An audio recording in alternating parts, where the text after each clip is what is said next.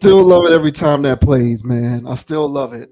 But Yeah. what's going on, everybody? We are back once again, JV Wins Dogon SS, for another edition of the Conscious Approach channel on YouTube. We appreciate everybody tuning in. Appreciate the support. Appreciate the shouts out. Appreciate the love, man, as we continue to kick this logical content.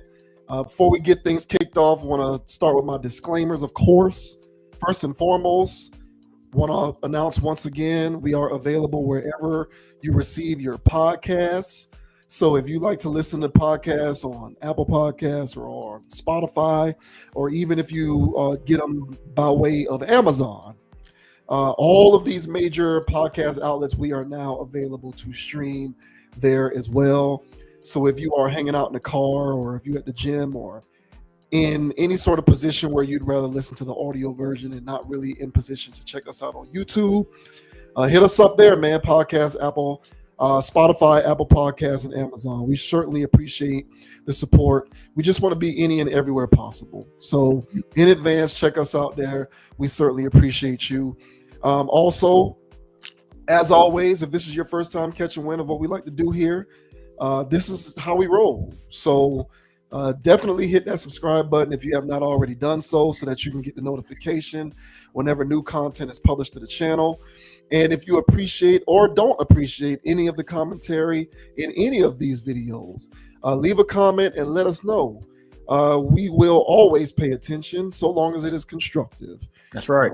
Yeah. Now, if it is not constructive and if it is 50 cent level trolling, there's a decent likelihood that we probably won't pay it much attention. That's right. But so long as it is constructive, it can be criticism or it can be praise. Either way, so long as it is constructive, we're always paying attention. We always checking out the comments. So please leave us one or two. Let us know what you think. And always be so inclined to hit that like button, because we just want to be served up on the algorithm so that more people can check us out and we can continue to grow this community out, because we certainly have a blast doing this each and every week and each and every day as we upload new content. Now, with that out of the way, we're going to go ahead and get things kicked off. First thing that we are going to discuss today is a friend of the channel. I think it can be official now. I think it's official. She made it. Yeah. I think it's official now that GloRilla is a friend of the channel. This is also the second consecutive week that we will be discussing GloRilla, interestingly enough. And I would imagine the tone for this particular topic with GloRilla might be a bit different than last week. But GloRilla is unmuting because apparently there's speculation over whether she's received a BBL. I guess internet sleuths and people who don't have anything better to do with their times are speculating that she's gotten ass shots because her body looks different compared to the way it looked when she first came onto the scene. People are seeing that she's kind of filled out a little more, and they believe that it must be artificial means. And she's here to set the record straight, saying that she has not gotten BBLs, but rather she has gotten shots of the mind. So we'll go ahead and we'll go ahead and add a little context here real quick before we give our thoughts on this one. So this says GloRilla reveals the type of shot she took to get her new curves. GloRilla had social media buzzing after playfully addressing rumors about her figure. On February 13th, the rapper shared a lighthearted response to speculation that she underwent a BBL. In a video posted to her Instagram story, GloRilla acknowledged the ongoing chatter about her body. I keep hearing all these BBL allegations. I didn't get a BBL, but I did get some discipline shots. Had them inserted right here and right here, she added, pointing to her temples. They just float through my brain. That's how you get a fat ass. Just a few shots of discipline. This isn't the first time GloRilla has shut down plastic surgery rumors. Earlier this month, she posted gym photos in response to the speculation. Y'all keep saying I got a BBL, she wrote. I must be doing something right. With humor and confidence, GloRilla continues to set the record straight on her own terms. The rap star has always prided herself on having a natural body. She frequently admires her, quote, big butt. You should definitely put quotes around the word big for sure. Fans would flood social media with mixed reactions to GloRilla's latest visual. In love with her body, an Instagram user commented, "I love Glo. This girl shows herself in the gym daily. I'm sure she's eating for gains too. Some people really work for their bodies." Another fan added, "I love this. Let's promote more discipline shots." Mocking GloRilla, an Instagram user commented, and write her, just a few shots of discipline, because that's how she talks. She got that southern drawl. Yeah. GloRilla is set to embark on her inaugural headlining tour, the Glorious Tour, in 2025, promoting her debut album, Glorious. The tour commences on March 5th in Oklahoma City and spans 22 days across North America, concluding on April 18th at the Coachella Valley Music and Arts Festival. So we'll play the video in question. So let's get out of there and let's play the video in question of her briefly, once again, addressing how she is not here for the BBLs and that it's all natural. So here is GloRilla setting the record straight that it was not actual surgical butt shots, but rather discipline shots to her brain. Hey y'all, so I've been seeing everybody with all the BBL allegations, and I want to come on here and be honest. So I didn't get a BBL. But I did get some discipline shots. So I got them inserted right here, and they just flow all the way through my brain. Just a few shots of discipline. And that's it. And that's how you gonna get a fat ass. But I ain't getting no BBL shots, so I ain't getting no ass shots. I got some discipline shots. So cat's out the bag. Surprise! Interesting. Yeah, so there you had it. Just a few shots, just a few shots. But what do you what do you think about GloRilla's setting the record straight on her not getting a BBL, but rather getting discipline shots? Look. I mean, I could see that at least in that image there and other recent images. She has more of a physique now. It does seem as though she is more in the gym. So it's not just on her lower half. You can see that she has a I work out kind of body going on. So I'll give her that. But I don't know if I'm buying the Capri here that she didn't have any assistance. Now, to me, it's pretty obvious that she's had breast work done. All right, she's had some up top augmentations. So she's not a natural woman in that regard. So at that point, I don't really put it past her, and I haven't put it past her to also have other augmentations done in order to, get that body she always wanted. Now, when these women do get these types of interventions, they also are encouraged to work out to make sure this stuff stays firm and those types of things. So I got to be honest, her figure does look normal. It doesn't look like a BBL. I don't know how injections work or how their body, takes form after that. But it does look like, in my opinion, when I first saw her and, her bone structure, it didn't even look like it was allowed to get any meat on it, whether she worked out or not. So maybe that's my own bias here. But I felt gaslit there.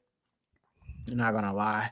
And this is no shade, man. You're an industry person, so of course people are going to speculate. So, I'm hoping that it was just all discipline. I'm hoping it was just her just wanting to have the kind of body she always wanted through earning it. I'm hoping that's what it is. But if I was to bet 128,000 on it, I would say that she had body augmentations. But what are your thoughts, man, on GloRilla? Around here saying that she's gotten discipline shots in the temple, not any in her assets. What are your thoughts, man? As a guy who goes to the gym a lot, I believe her because I go to the gym often enough that I have gotten to the point where with a keen eye, I can spot a fake body a mile away.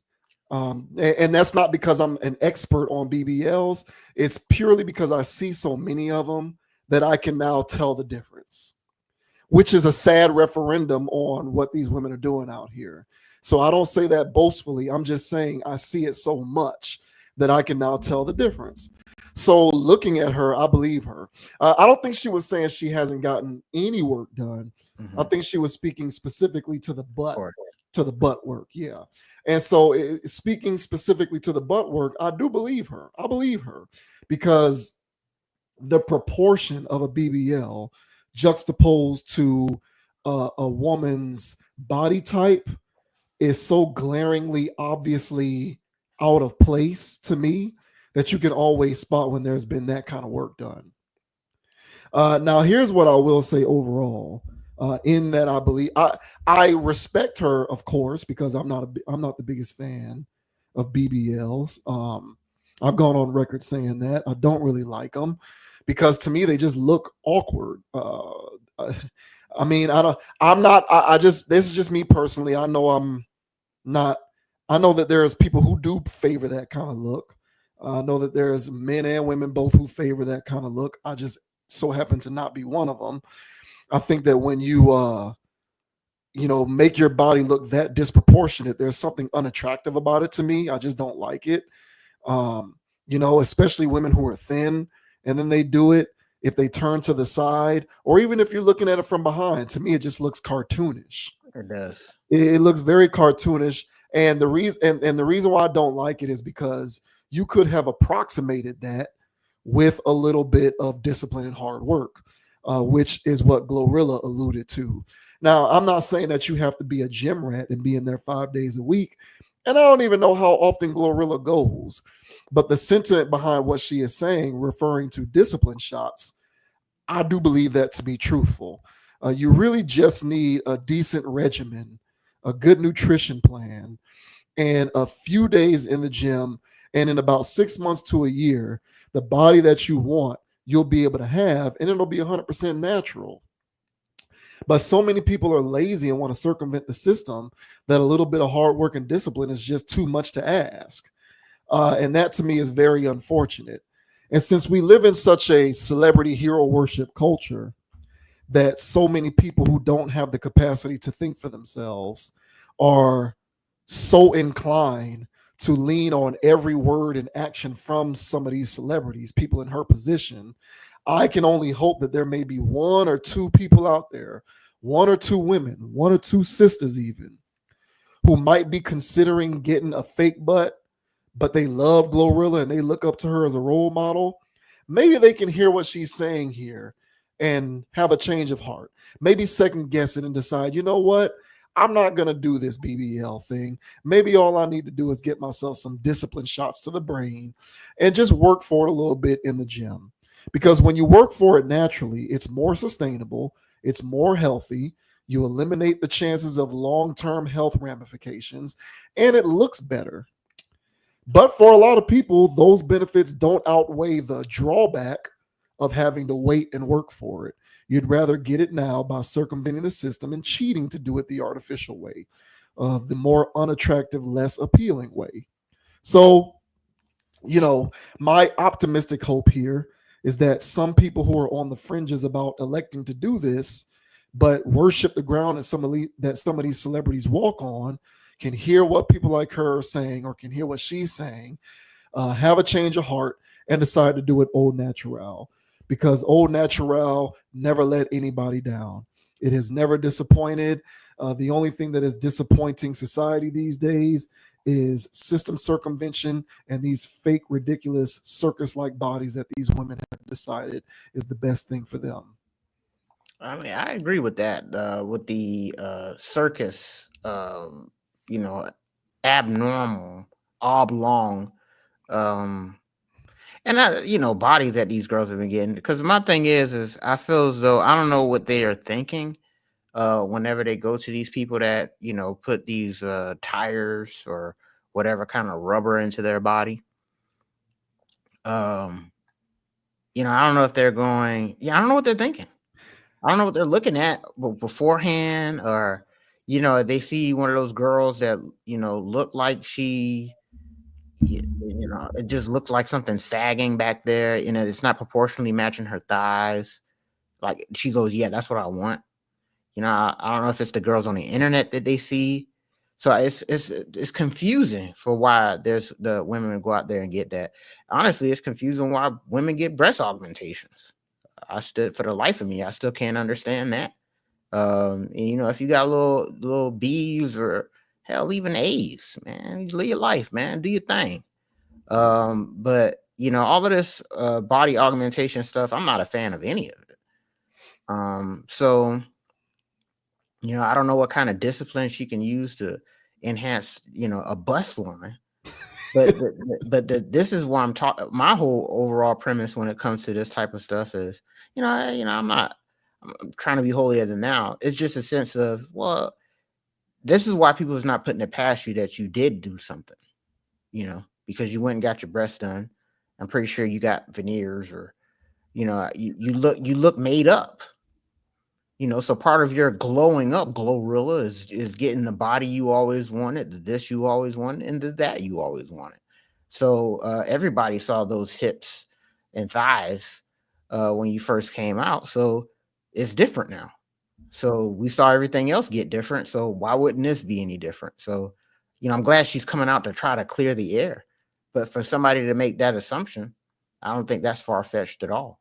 And I do agree with you, man, that if treating this as if it was true, yeah, I mean, hopefully, some of these 304s would actually take heed. But we're not dealing. This is kind of like what I was talking about last week when we were talking about Big Meech and them, and these guys honoring, having street codes and stuff.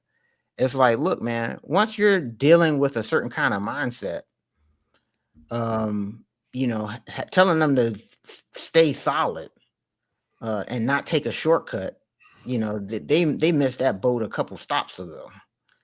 And so they're not going to, I'm not saying not all of them. I would still say the overwhelming majority of them, given the opportunity, would do it because, they've cut other corners in their lives. That's why they do what they do. So now, for her to just say, hey, discipline, y'all need to have discipline. Yeah, man, that's cool. And man, that's solid too. That's a solid thing to tell people. But, discipline to work out, to me, it's just, I feel as though it's just not enough. But it's better than her actually promoting getting BBLs and being weird with it. So I get all of that. But to me, it's still not enough. Right message, wrong messenger kind of stuff for me. And that's pretty much why I leave it with that. But hey, man, there's young people out there that, like you said, that were on the fence, probably felt some type of way about getting one. They've already felt Glow got one because they're her favorite. And Glow didn't get it, then I don't need one. So hey, man. So I'll take those little victories, I guess.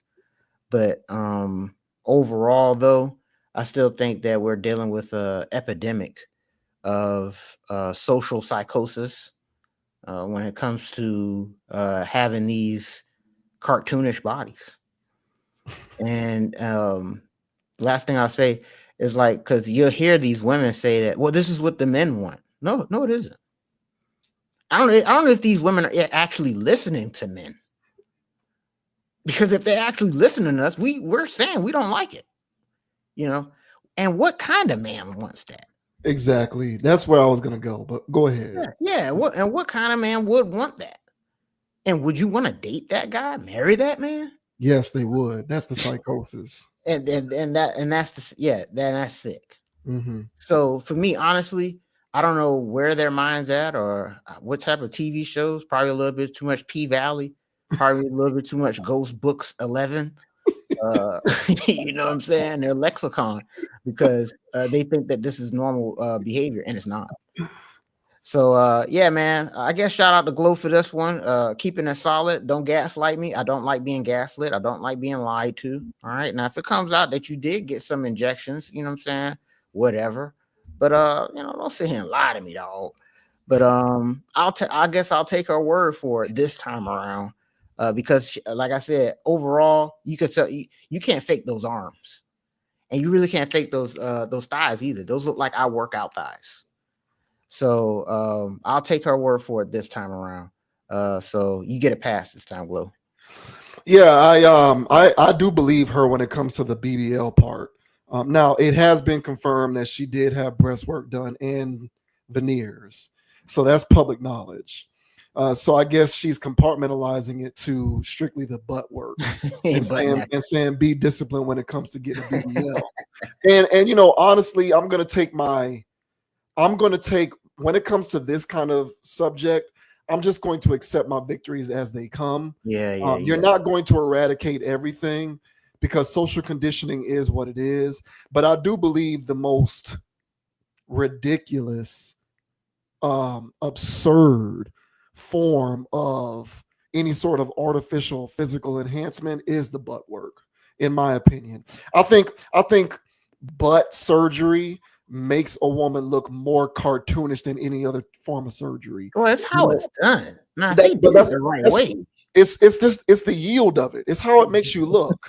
Like I feel like with breast work or even stuff like with the face, so long as it's subtle, it doesn't make you look like a cartoon character in the same way that it makes you look like a cartoon character when you have these skinny thighs and these skinny calves. Unbelievable. And this small frame, yet you turn to the side and you have this weird protrusion. like you have a soccer ball or a basketball hiding on the backside of your pants. And it feels like a medicine ball.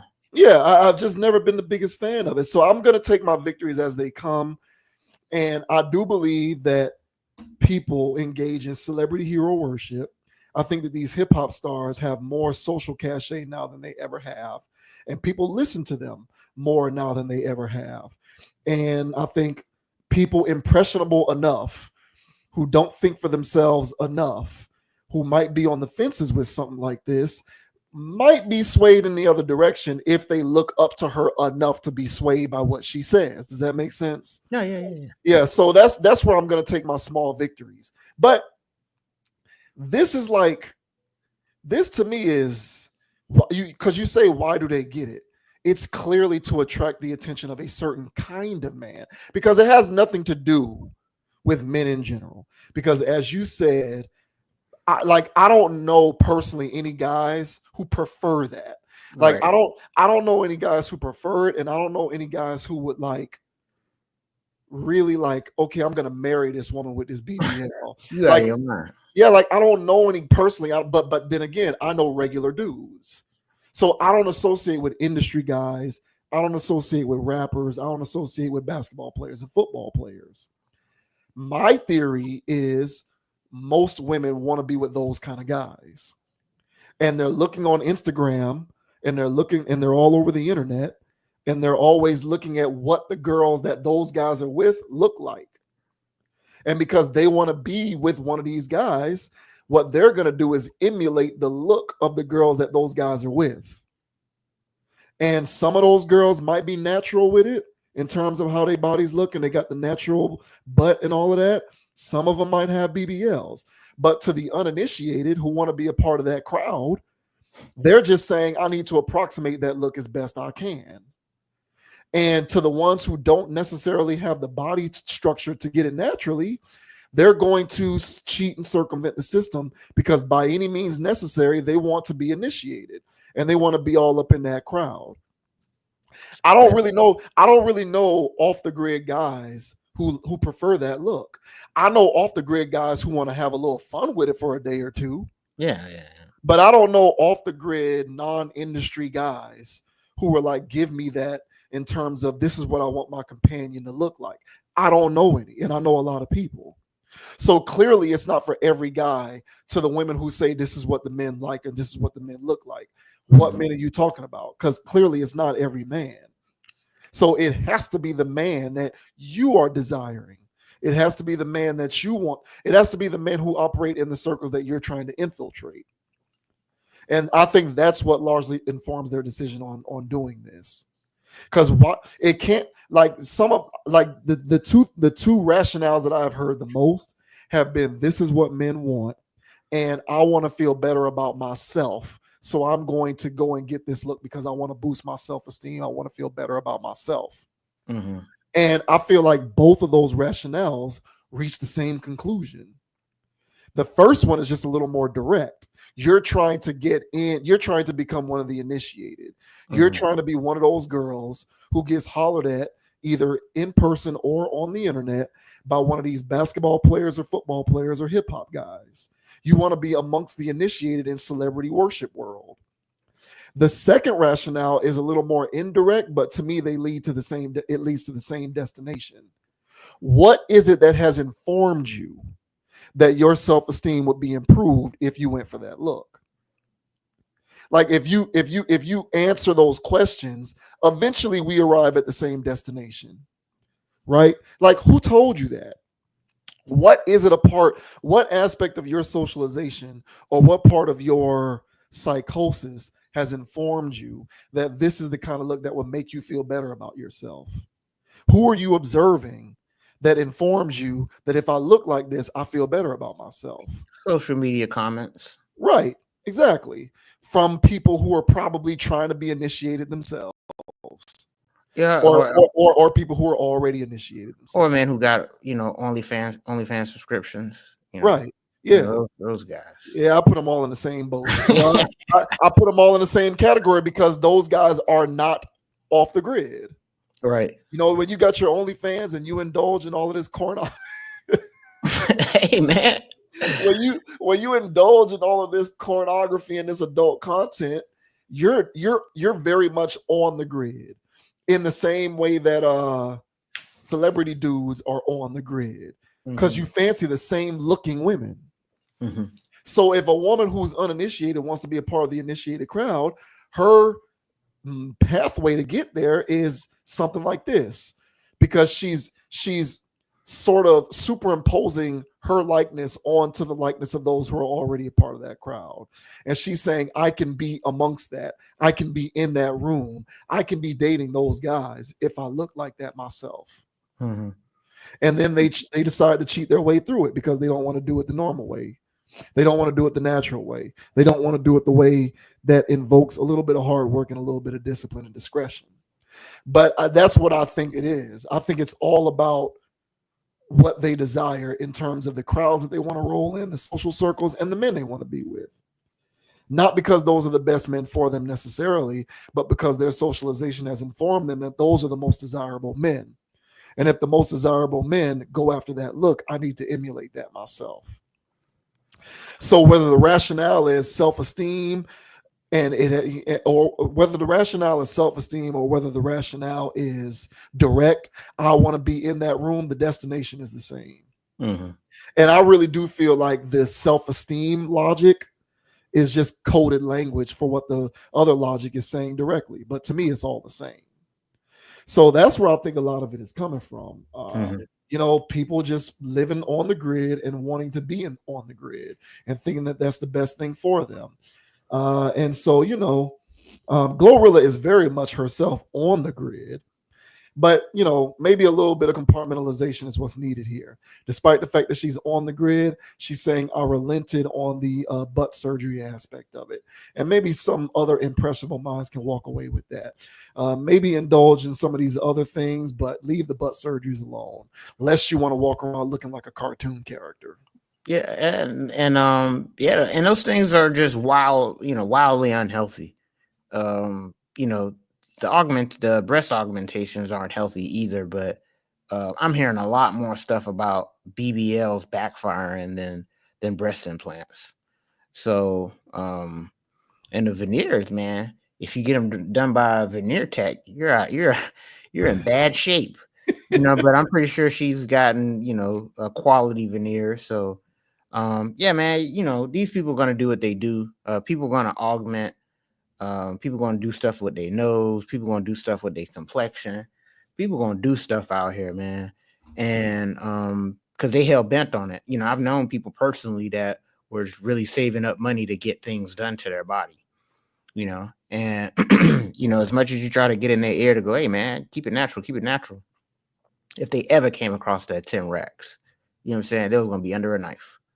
So it's not much you can tell these people that are hell bent on doing it, because they're really latching on that self-esteem to the other side of that table that I'm getting cut up. So yeah, man, I think it's a real thing that's going on out here as far as what social media has done. You know, because at first it was just television and magazines that was getting these women to go out there and cut their bodies up. And now with social media and these comment sections where they say, oh, all these guys want it. Well, what guys? Well, when they click on this girl's picture, because it's the only thing you get on Instagram, you know, or some of these other sites or whatever. You click on it, first thing you see is booty shaking and stuff like that. Hell, you like one damn picture, man. And then now they just open up the floodgates to you. You know what I'm saying? So now you're getting all this crazy stuff, booty stuff flying all over the pages. And then when these women, you know, click on a woman's picture or whatever, just to see what's going on here, the women love her, the men love her, the bots love her, everything loves this woman. And the only thing that they want is that level of adoration. And the last thing I'll say, man, the most painful thing you'll ever see on the internet, man, is where a girl's really out here on the webs thirst trapping and can't find nobody to thirst for. I mean, she's damn near bucket naked, you know, and all her posts doing this, doing that, trying to get that attention.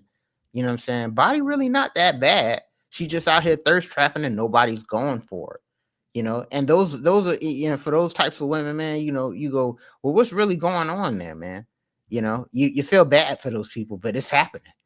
And because there's women out here that do launch OnlyFans pages, they be busting it wide open and nobody's subscribing. You know, because there's a whole I don't know if you've seen those types of things, man, but the numbers on those things are wonky. You know, women are making money on OnlyFans, but it's only like a particular crowd, you know. And there's more women adding to the fodder than that are actually adding and getting money on the back end. You know, they getting work like 304s. It's just like the influencer market. Mm-hmm. Everybody looks at something and says that looks easy, so let me try it and let me do it too. Mm-hmm. You know, it was the same thing with Instagram models. Mm-hmm. A few of them became very popular, got some notoriety, and were able to parlay it into a lucrative career. And before you knew it, every other woman was on Instagram trying to be an Instagram model, or trying to leverage their sex appeal in order to get on in some kind of way on the internet, as if it just became a fad. You know, it was like it was something that was just in vogue to do. And it was just people trying to replicate everything. People, I'm telling you, bro, people want to get paid to do nothing.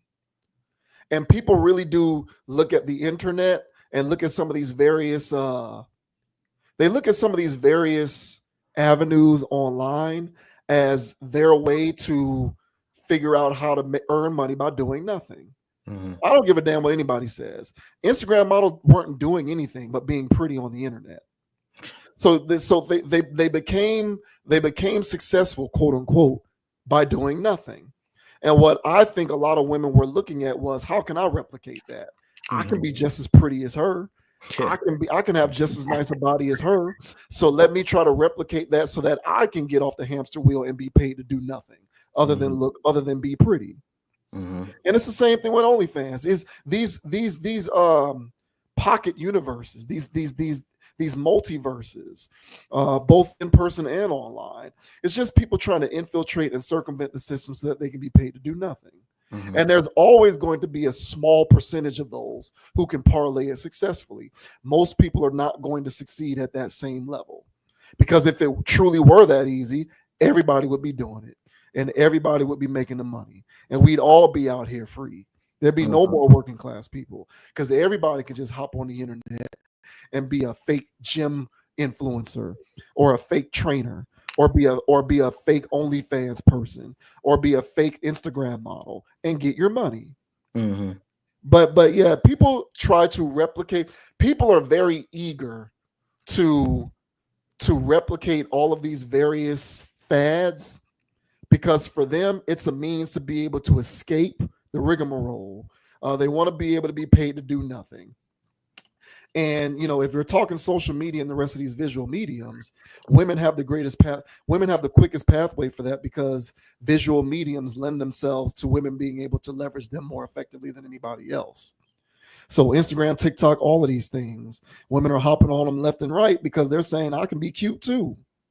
And it ain't that simple, because if it was, everybody would be doing it. Exactly. Well, everybody is doing it, but everybody ain't getting it. Right. Everybody would be successful, rather. Yeah, everybody be getting paid out here. Yeah. So hey, you know what I'm saying? Hey, ladies, be safe out here. You know what I'm saying? Do it the right way. Take it from two normal guys. All right. We want normal bodies. Little booties get love too around here. They don't care about us. We're the broke lanes. We're the lame broke. Oh, that's right. They ain't worried about. They don't care about what guys like us want. We're the lame brokies. They want to know what the other guys who are on the grid want. That's why they're doing it. Okay. That's why they're doing it. They want the guy with the Hellcat and the SRTs. They want what those guys guys want, right? Yeah. Hey man, I'm just a regular sedan kind of man. So, I guess that's a little too boring for y'all. You know what I'm saying? But in all seriousness, lady, take it easy out here. Don't fall for the traps of the internet. Social media was constructed to make you insecure. All right. So just make sure you keep that in mind whenever you start comparing your life to others. That was the intent of social media, so you can come back for more. So be safe out there, y'all. Yep. Yeah. Get off. Yeah. If y'all really want to, ladies, if y'all really want to get that body, just hit me up. I'll put you on a good program. Give me 6 months and I'll have you looking right. And it won't be a single needle that touched your skin. I promise. Damn. I promise. Man, that sounds like a good sales pitch there, bro. Yeah. Hey, GloRilla, hit up JV Wins real quick. You know what I'm saying? These chicks don't want to work, bro. Nah, man. Shouts out to Dudley, sir. Congratulations on your Eagles, man. We are with you in celebration of the Eagles' victory, sir. So, yeah, man. I am over the Mahomes collusion. Yeah. Salute to you. So Salute to shout out to Jalen Hurts and them. All right, what's that? Devontae Smith and them. Yeah, man. Shout out the Eagles. Score! Is that what y'all do? They do not make scars. Salute to y'all, man. Salute, Dudley. We were very happy for that victory, sir. Yeah.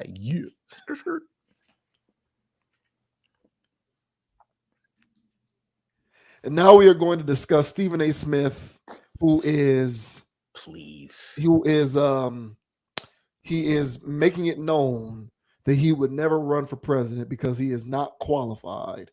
I didn't know that this was on the board personally.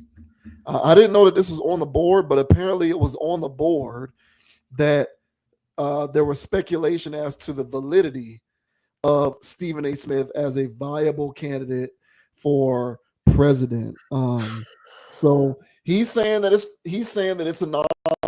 it's a non-subject because he ain't qualified and it wouldn't happen. And so he's speaking on that. So this says Stephen A. Smith finally gives firm answer on whether he'll run for president. Again, I did not know that this was on the board. Stephen A. Smith says he's not interested in running in the 2028 presidential election. Speaking with TMZ about the trending idea, the longtime ESPN host said he loves talking about politics but isn't qualified for an official run for office. The update comes after the New Yorker's J. Caspian Kang ran a piece titled Stephen A. Smith for President last week. I ain't trying to run for office or anything like that. I love talking politics. I love talking about things, not just sports. If the American people want to sit up there and say, yo, we want Stephen A. to run, I'm not going to be mad at that, Smith told TMZ. I don't know what the hell they're thinking. I ain't qualified, but if you want to go ahead and entertain it, you can go ahead and entertain it. He further noted that Donald Trump's success has proven anybody can be president. He's inspired all of us because if he can be president, a lot of us can be president. So I'm not gonna play the video because it's a TMZ video. Yeah, And you know, TMZ are a bunch of low life scumbags who want to copyright flag all of the videos just because of their little jingle sound. Following his interview with TMZ, it appears Smith won't actually be campaigning, but that hasn't stopped him from sharing his opinion on the Democratic Party numerous times as of late. Speaking with the New Yorker for Jay Caspian Kane's aforementioned piece, Smith called for a cleansing of the party. I'm qualified to be a hellraiser, Smith told the outlet. I'm going to bring the rain. Nobody is safe with me. Not a Democrat, not a Republican. No one. And I can only imagine Stephen A. Smith doing his Stephen A. Smith voice when he said that. If Smith did entertain a run, early polling suggests he could be quite successful. A McLaughlin and Associates poll from earlier this month placed him in a similar range to that of former VP candidate Tim Walz and Pennsylvania Governor Josh Shapiro. He reacted to the poll with a meme on X, spurring further gossip about the possibility of him running. So what do you think about this? What do you think about Stephen A. Smith and his rebuttal to the idea that he run for president? He loves talking politics, but he ain't qualified. He is only qualified to be a hellraiser and call everybody out. I mean, I think that I didn't hear about this either until probably like a couple weeks ago. Just the idea of Stephen A. having the mindset of running, there's rumors of that. So, to hear that he's denying those claims, I don't know where they came from. I don't know if this was like a way of testing the waters to see how people would feel about it or whatever. But it seems like he's polling nicely, which speaks to what people think about what president should be. And now that's done. I mean, it was already a popularity contest, but now it's really going to turn into a popularity contest. I think what's going on right now in our country, man, is that I think, the people that's behind the curtains, I think they really are looking for that next splash play. Trump was a splash play, whether people like it or not. Trump really literally embodies any publicity is good publicity, and he knows how to make publicity. He knows how to stir stuff up. He knows how to get into other people's spirit just by saying one thing, and then those people go crazy. So Donald Trump has everything it takes from a media front-facing standpoint in order to be president of the United States. And so what they're going to start looking for now is the next person that can galvanize people, get people emotionally invested, people that can sway opinions and stuff like that. So Stephen A. Smith fits in that little class. He has the older people, he has the people that are in our bracket, and he's even got the younger people because everybody knows who Stephen A. Smith is. He's been on television damn near every day or the radio every day for the last 20 or so years. So a lot of people are very familiar with him, his takes. He's skated very well. He played the media game very well when it comes to, rising to the top and holding that position and demanding big money and actually getting it and all that stuff. So he fits a lot of good. He checks a lot of boxes. All right. So let's not forget the fact that he's black. All right. So that's a box that also gets checked when it comes to. Now, I know they're doing away with a lot of DEI stuff, but to have a black man in an office and all of those good things, that's also a good look as well. But Stephen A. is not married. All right. He doesn't have any kids as far as I'm concerned. Yes, he does. He's got kids. Yeah. Okay. Well, he's not currently married. Right. All right. Which is kind of like not a thing. I don't know what makes him not qualified. I don't know if he didn't go to the right clubs and organizations, or if he was born in Japan. I don't know what his story is. Okay. I don't know why he wouldn't qualify for president. But what he's probably saying there is, hey, man, I'm not in the club enough to be in there. Maybe that's what he's getting at. But all in all, I think that what's going to be happening from here going forward, whenever we're looking at presidential candidates, so we're going to be looking at people that can move people, can galvanize people, whether it's through actually convincing people that they can get something done, or just stirring up enough emotion, whether it's frustration, joy, or hope, some people might say, that can get people emotionally invested in America. I think that's what presidential candidates have become. I don't think it's no more about policy. I don't think it's no more about intellect. I think it's about being the right front-facing person for whoever's running the show behind the scenes. But what are your thoughts on Stephen A. Smith's declining and denying the fact that he's going to be running for president in 2028? What are your thoughts, bro? Yeah, I agree with most of that. His claim that he is unqualified to run, to me, doesn't really hold water, because being political or being politically inclined or being knowledgeable of political policy, I don't think is a prerequisite for being a viable presidential candidate any longer. I don't think it matters. The current political climate in this country is either tell people how they're going to be able to make more money, or tug at their heartstrings by pulling on all of the right identity politics. Pulling on all the right identity politics strings. So, from that standpoint, as you suggested, I actually think the opposite of what he said. I believe that he could be viable because he would play the identity politics role very well.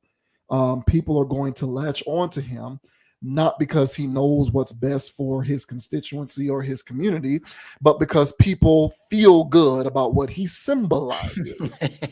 And there are two ways to become president in this country: make people feel good about what you symbolize, or tell people how they're going to fix the economy. See, the reason why Donald Trump was able to rise, the reasoning for his ascendancy, despite all of his bad qualities, everybody's saying that he sucks and he's a terrible person, he's a hater, yet he won anyway.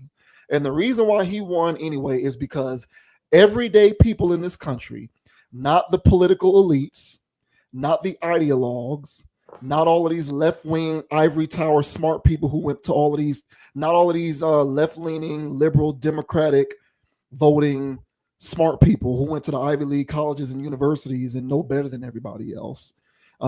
Despite what they thought, he was able to explain to the 70% of the people who work for a living every day that he'll fix the economy and put more money in their pocket. That superseded everything for a lot of people. Whether you agree that he is the right, whether you agree with him that he'll do it or not, whether you agree with the logic or the reasoning behind who's responsible for tanking the economy, is irrelevant at this point. The fact of the matter is, people believed him when, in terms of the electorate, people believed him when he said, hey, I can fix this economy and just, go with me because I'll help get more money in your pockets and I'll reverse a lot of this stuff. People latched on to that because that's what people care about the most, either the economy or identity politics. He ain't really with the identity politics stuff. He's with the economy stuff. Stephen A. Smith, on the other hand, will probably be on the identity politics stuff. So if you're on the other end of that spectrum, he probably would make a viable candidate, because whether he wants his campaign to go in, theoretically, hypothetically, whether he would want his campaign to go in that direction or not, he'd have no say in the matter. People are going to take it there. People are going to take it to his race and his background, right, and his education, going to an HBCU, right, and rising up through the ranks and journey. Yeah, people are going to, whether he wants that to happen or not, people are going to take it there. Right. And some of his talking points throughout his career, especially over the last couple of years, being pro-LGBTQ, being pro-women, people are going to take it there. So him being pro-identity politics is going to work in his favor.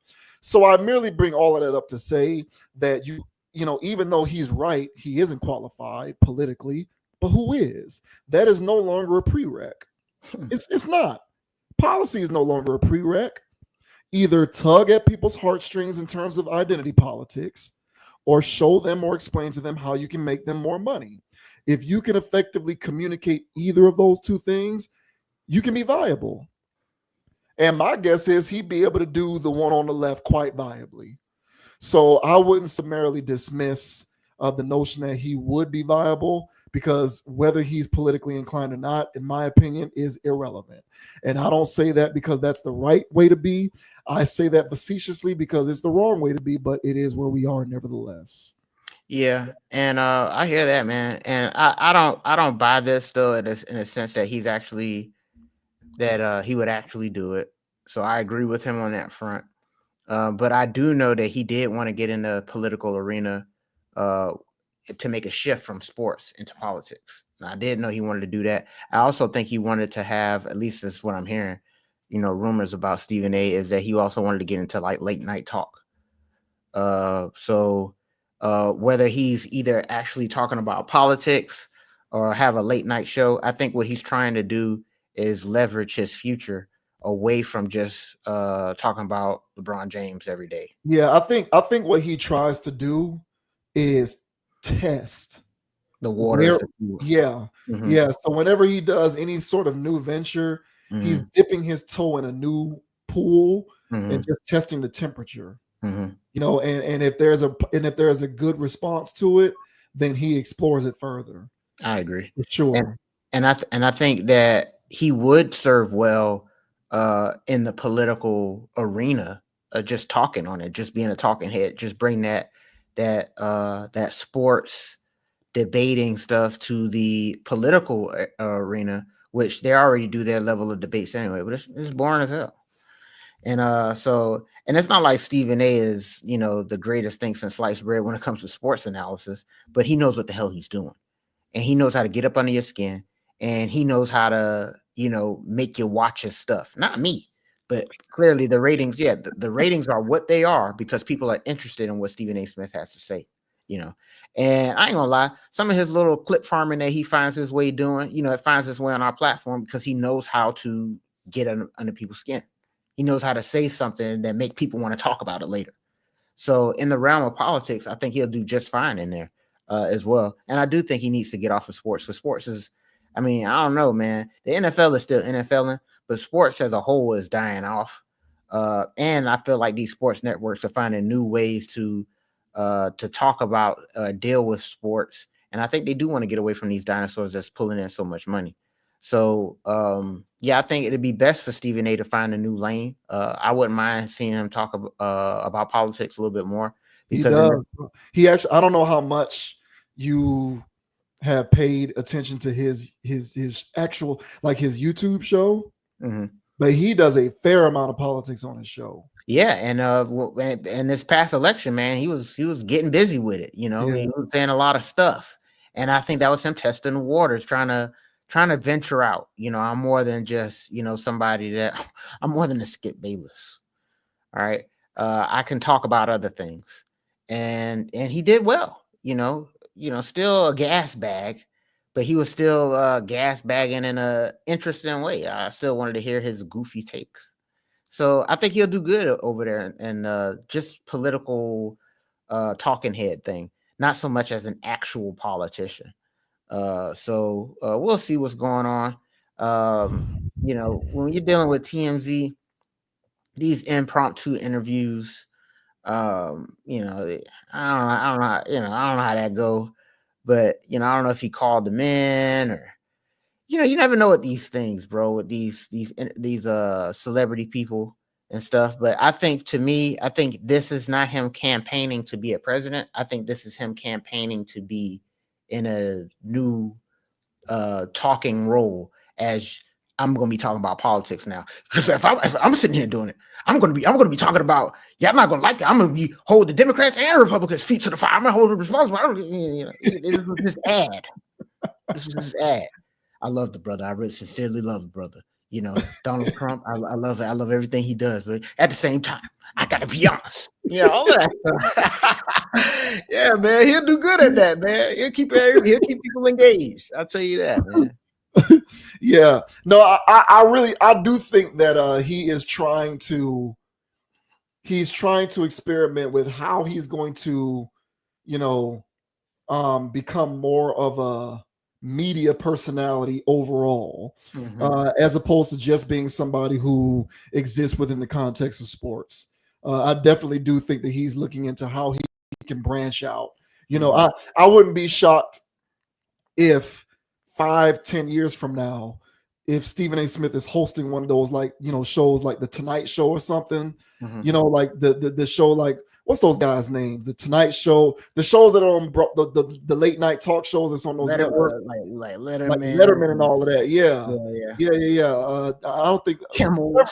There you go, Kimmel. Yeah, stuff like that. I think Stephen A. Smith is trying to be a generalist. I think he's trying to figure out the best, most effective way to be a generalist while still leveraging sports talk to make as much money as he can over there on that side too. But I mean, I really do feel like politics at this point is less about policy and it's less about credentials, and it's just more about who's the effective communicator. Yeah. And like Stephen A. Smith is an effective communicator, whether you appreciate his various views or his gas baggy nature. He is nevertheless someone who is effective at being a professional communicator. And I think that is like a baseline fundamental prerequisite for being somebody who might be viable in the political space. So I can't completely dismiss it because he can just hire a team who knows about policy and they can tell him what's going on with what. But his job is going to be to talk that talk on that microphone every chance he gets. Exactly. And that part he can figure out. He'll be able to maneuver that part. So I just don't dismiss it. And hey, listen, for people out there who are uncomfortable with the idea, you have no one to blame but yourselves for this. We as people have allowed it to devolve into this catastrophe where no one really cares about politics and everybody is just overly concerned with symbolism. The minute that we decided that that symbolism was most important when it came to political candidates, that's when policy fell by the wayside. So it is what it is. He definitely checks all of those boxes. And if Dwayne "The Rock" Johnson can be entertained as a candidate, so can he. Man, I forgot about that. We covered that last year. Yeah, we did. So it's like, yeah, I hear you on the fact that he's not married. That could be a roadblock, but I mean, hey, he can just get married to somebody at some point. Right, at some point. That's what I'm saying. At some point, none of that stuff's gonna matter. Yeah, that's what I'm saying. Yeah. I feel like all of these historical prerequisites are slowly but surely going away. And pretty soon we can have, you know, agnostic, atheists, you know, non-religious. A red pill president. Yeah, you can have single red pill, agnostic, or atheist people being presidential candidates, and no one's gonna blink an eye. I don't know if I want to know how that go, man. That might be kind of crazy, bro. It might actually be a good thing. Who knows, bro? Like we talk about this sometimes, man. Like all I know is what has been going on ain't working. So I'm not opposed to any sort of change just to see what would happen, because so far what has been happening hasn't really worked. It's worked for a select few. It's worked for maybe 5-10%, but it ain't worked for the majority. It hasn't been working for 70-75% of us. So because it, for the last 60 years, what's been happening hasn't been working. I'm amenable to any kind of change just to see if it could work. Because change sometimes is good. It may feel uncomfortable and radical at times, but you just want to stay in the same situation of just rehashing the same old strategies and none of it working and just continuing to cement the status quo. That doesn't work either. So, but go figure. I don't know about politics, just like Stephen A. Smith. Yeah, man. We'll see what happens with this stuff, man. I did appreciate his political commentary during the last election. It was just interesting hearing somebody else talk about these types of things. Some of his stuff had holes in it, but that's Stephen A. Smith for you, man. He's good at what he does. Even though there's a lot of things that when he's saying them, I'm like, I don't agree with that. But like you said, he's an effective communicator. He's good at putting it down. And a lot of people eat it up. So I think that the political game needs him. Sports is just, I don't know, bro. And we'll get about that, I guess, in the next topic, bro. But sports is just not the same for me, man. The dopamine rushes I used to get, I don't get them no more, man. Am I getting old? What's happening? But Stephen A, bro, welcome to the political game, bro. I'll be interested in watching it. Trust me, bro. I have gotten myself into plenty rooms that I didn't belong in because I had a good talk game. It's amazing what you can gain access to if you have the gift of gab.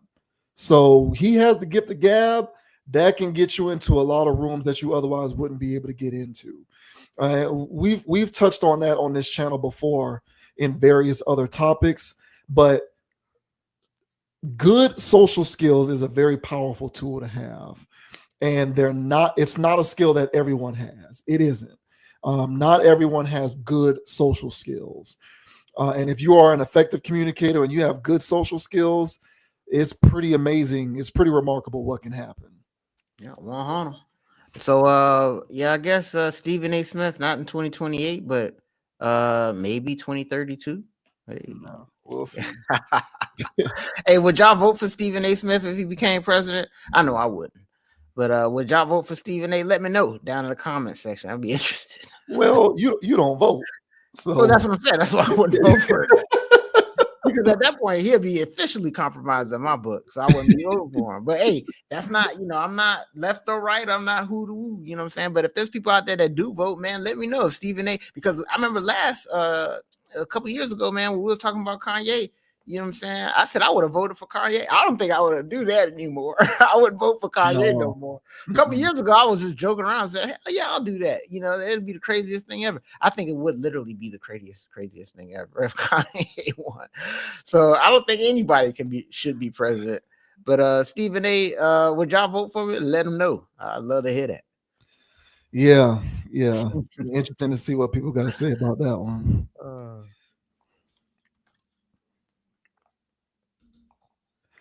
Next up, we are going to talk about this past weekend's NBA All-Star game.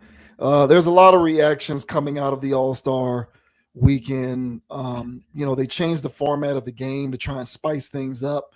They did away with the traditional game and they made it a round robin tournament in which they included the Rising Stars as a part of the festivities.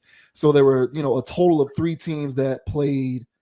No, 4. How many teams was it? Was it 4? Charles, Kenny, Shaq. It was 4 teams.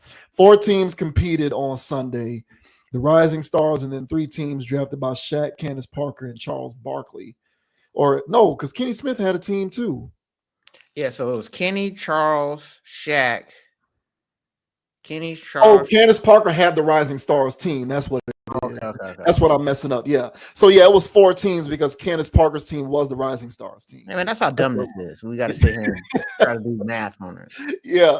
So and they did a round robin tournament to try and spice things up because the All-Star game had been a disappointment for the last several years. Yeah. And then obviously there's just the fanfare for the event overall is just kind of dwindling.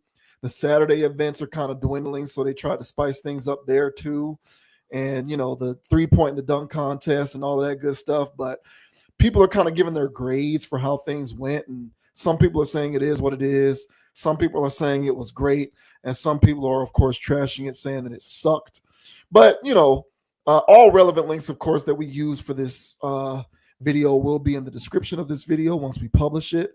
But I'm not going to go through this entire article here. But this person who was a writer for Yahoo, Ben Rohrbach, he basically went down the line and talked about winners and losers of the new format. And you can see he felt like the NBA was the loser overall. Briefly, he said, we probably should have known it was headed that way when Anthony Edwards was asked about the exhibition's new format and said, I don't really know too much about it.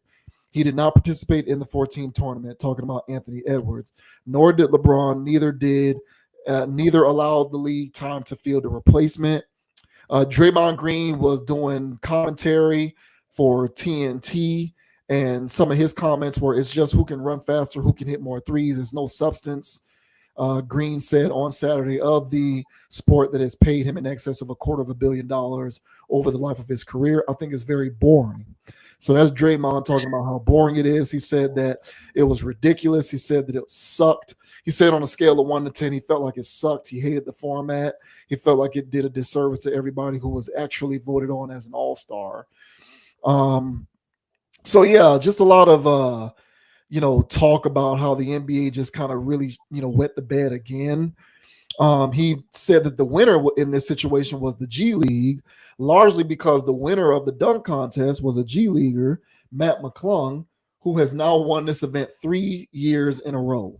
So who would have known that the person who was going to win the dunk contest 3 times, let alone 3 times in a row, isn't even somebody who plays in a league. It's a G Leaguer. So this Matt McClung guy, he won the dunk contest for the 3rd time in a row. People were kind of sharding on that, as well as the field of dunkers.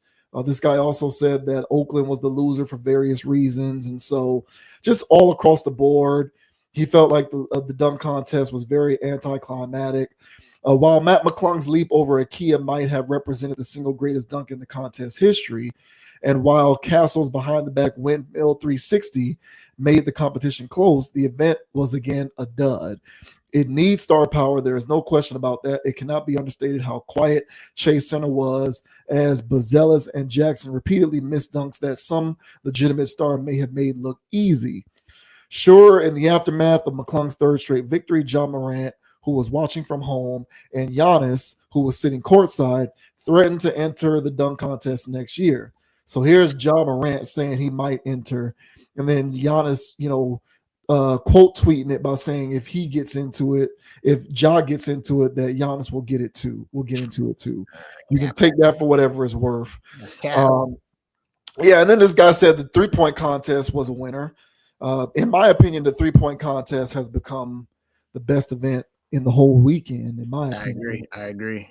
And I think it's been that way now for at least 5 years, which is sad. Yeah, but so there you have it, bro. So a lot of people have differing opinions on how this whole thing took place here.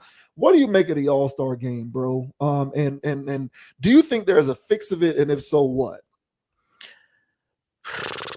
First of all, let me start off by saying that I thought that the All-Star weekend was absolute dog trash, dog garbage, or dog shart.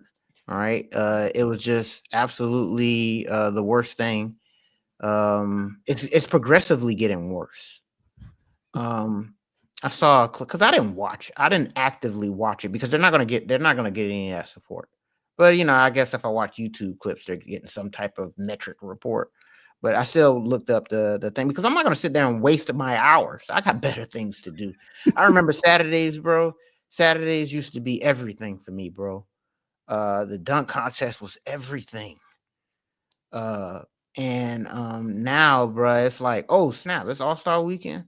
I'm just mad that I can't do my typical gambling throughout the week because nobody's playing anymore. That's what I'm getting upset about. But then I take that time to just not gamble and chill.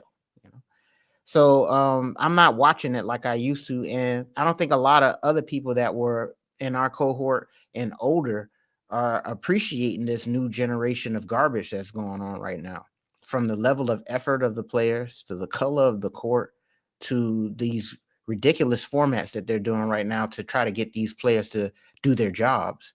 It's all annoying to me, and I think it's annoying to everybody. So, of course, I do not like this format. The first year where they switched up the format, where they was doing something a little different, I think that was the COVID year or whatever, if I'm not mistaken. It was something around that time. I think that was I don't know, but it was around that ballpark, George Floyd-ish type of thing. So it was either 2020, 2021, but they switched up the format where they were actually playing for like some type of charity or something. And, they were playing, I think they were playing to a set score then. I don't know what was going on, but, that was the most competition I've seen in an All-Star game in a while when those guys did that. I think that was an idea that Chris Paul came up with or some jive like that. But ever since then, I think that one splash in the pan gimmick, after that, those guys said, I'll never work hard again. The same guys get voted in, whether they play games or not, which I think is ridiculous. That needs to change. I think we have to actually have real all-stars in the all-star game. I think the qualifications to be considered an all-star need to change because if you only played in 15 games, you should not be a starter in the all-star game or anything else like that. So there's quite a few things that need to change, but overall, the thing that I think overall the most that needs to go or that needs to improve is the guys level of enthusiasm for the game, but you can't just wave a magic wand and make these guys want to play more games, be more enthusiastic, and take the privilege that they have of earning millions of dollars to dribble a ball and travel around the world, and and just take advantage of that in the right kind of way. Put smiles on the people's faces that's actually paying for tickets, not opting out of an all-star game merely hours before the game starts, like LeBron did, because there was people out there that bought those tickets just so they can see Steph and LeBron, and now LeBron's like, oh, my foot hurt, y'all. And we know your foot ain't hurting. You on that new juice. You never get hurt, bro. But now you hurt now. I think it's capillaries, man. And so I think it's a lot of stuff that plays into why people just overall just shrug their shoulders and go, hey man, this is trash. Last thing I'll say is that dunk contest, bro. I mean, look, and this is no shade on Mac McClung, okay? Because I was there for the YouTube videos when the boy was in high school. All right. So I was seeing this boy dunk in high school. So, he was 5 foot nothing back then. So I know the boy got hops. I know he can do his thing. But his dunks, they shouldn't really count. The ones where he's like literally just leapfrogging over the person and using the ball as the leapfrog, I think that's cheating. That's like using a step ladder. That's like using a trampoline. Like, you shouldn't be able to do. Yes, did you jump over a car? That's impressive. I'm not taking that and finish the dunk. These are impressive things, but I would not be impressed because what's like, are you going to jump over? You're going to use somebody else's body leverage to jump over something else again? Why don't you just jump over something? But he can't do that. I don't blame him. He's only 5 foot nothing. But this is where we're at, where Mac McClung using other people as his prop to just jump, to leapfrog over them. There's no difference in grabbing their shoulders and jumping over. Like, what are we doing here? But there's like, oh, people mind blown in the crowd. Oh my gosh, straight 50s for that. But this is where we're at.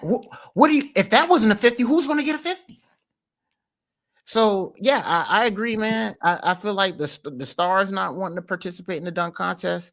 It's ruined it. And again, that's no shade on Mac, bro. Because if I was able to, even in my prime, and it was like, okay, you could do jump off. No, I wouldn't have been able to do that. So it's still impressive in itself. But I still think that 3 times in a row, I think for a G leaguer, I think that's a joke. So overall, man, I feel like the whole weekend was a loss. I don't think there were any winners besides myself for not watching. But what are your thoughts, bro, on this NBA All-Star weekend? Do you have any winners? And you have any losers? Do you have anything that you actually feel encouraged about going on in the future? Or do you feel like this is a product that's slowly but surely dwindling away? What are your thoughts, man? I do have one winner. And, bro, we did win. Tyler Hero won a 3-point contest. Oh, yeah. So yeah, we got one. Bro, if it's one thing the Heat know how to do is win 3-point contests. We know how to develop. So, yeah, we between Tyler, Daquan Cook, Jason Capono, we be winning these 3-point contests. That's so right. Shouts out to all of the Miami Heat players that be holding it down when it comes to the 3-point contest. That was the bright spot for me of the whole thing was a 3-point contest. I'll just speak from my perspective, and if I'm speaking from the perspective of an old person, then I guess I'll just speak from the perspective of an old person. One thing that the NFL gets right that the NBA doesn't seem to have figured out is the NFL is able to pinpoint what no longer works and just pivot from it, get rid of it. Once the NFL realized, okay, the Pro Bowl is dead. Like, there's no more fanfare. The players treat it like it's backyard football. Nobody cares. Nobody's trying. We don't want to really see pros playing flag football, 2-hand touch below the waist like that. So they got rid of the game itself, and they just made it the Pro Bowl games where they do those little gimmicky games now. Throwing footballs through tight windows and tire, holes through tires and all of that kind of stuff. Mm-hmm. You know, the little games that they play now for the Pro Bowl, but they got rid of the game because fans had enough. And of course, the players didn't want to do it anyway. So the league got rid of it. The NBA seems to be beholden to traditions, so much so that even when something is clearly not working, they just can't seem to separate themselves from it. And I believe that they can't seem to separate themselves from it because they don't have a plan in place for what to transition to. I think one of the last NBA topics that we talked about, I forget what the subject was. It may have been the in-season tournament, or maybe I don't remember what we were exactly talking about.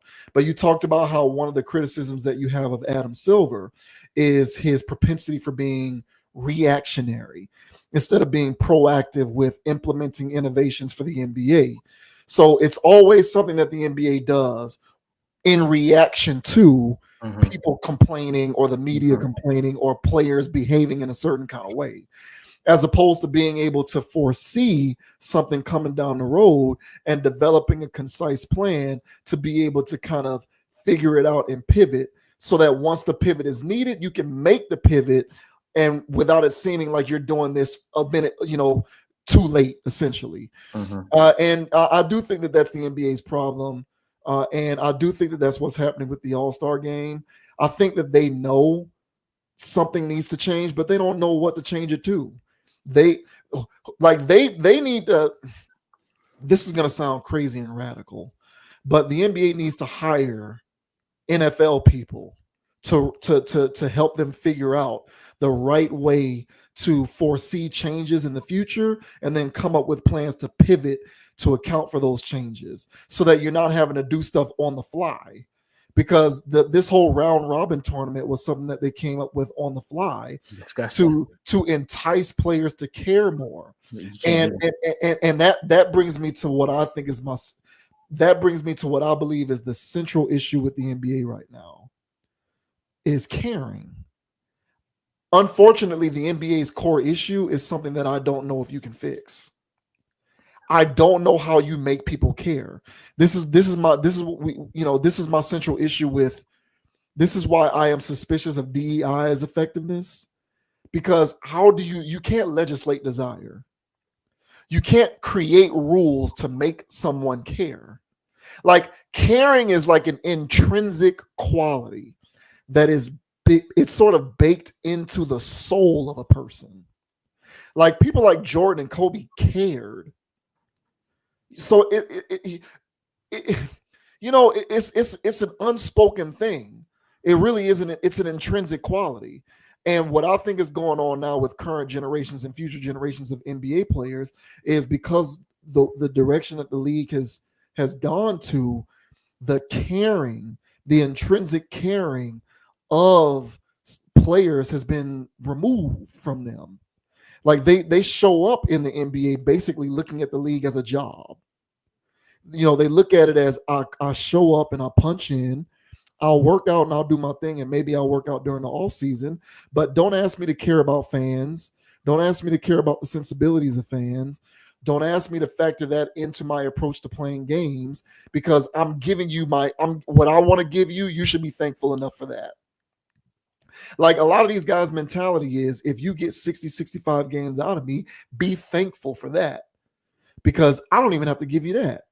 I can get hurt. I can, if I want to miss time, mental health, or because I need my DNP rests, I'm gonna take that. And if you don't like it, tough luck, because you need to be grateful for what I am willing to give you.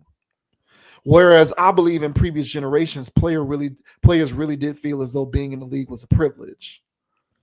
Players today feel as though being in the league is a right. And there's a difference between those two notions, privilege and right. I think a lot of current players look at it as a job, and I earn this, and it's my right to do whatever I want. And I think that toxic mentality has seeped its way into the All-Star game. And I'm not talking about players who are 25 and under. It's the current crop of players, 30 plus. No, bro. Like it literally started with our cohort. It did. It started with our generation. Of course, did. yeah. Because the All-Star game itself hasn't been good since I want to say I was in my early days in college. Yeah, dude. Like it's been bad since the mid 2000s. Yeah. It hasn't been good. Yeah. So it's a mentality of caring and really believing that you're privileged to be here. And when you're privileged, when you feel as though you're privileged to be somewhere, you don't take it for granted. And you're going to maximize every opportunity that you can to put forth the effort to show that you really do feel like you're privileged to be here.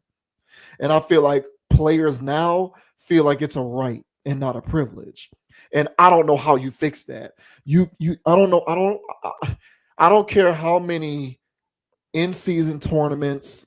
I don't care how many round robin rising stars implementations of the all-star games. I don't care how many of these innovations you implement. It's not going to intrinsically make somebody care.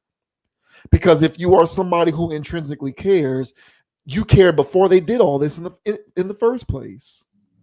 And that desire to care isn't going to go away if they change it or go back to an old format.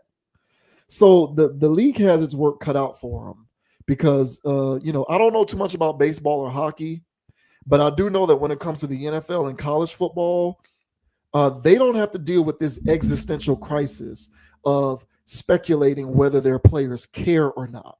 Mm-hmm. Like those guys care. They want their money and they want to be famous and stars and they want to take their liberties too. But at the end of the day, those guys care.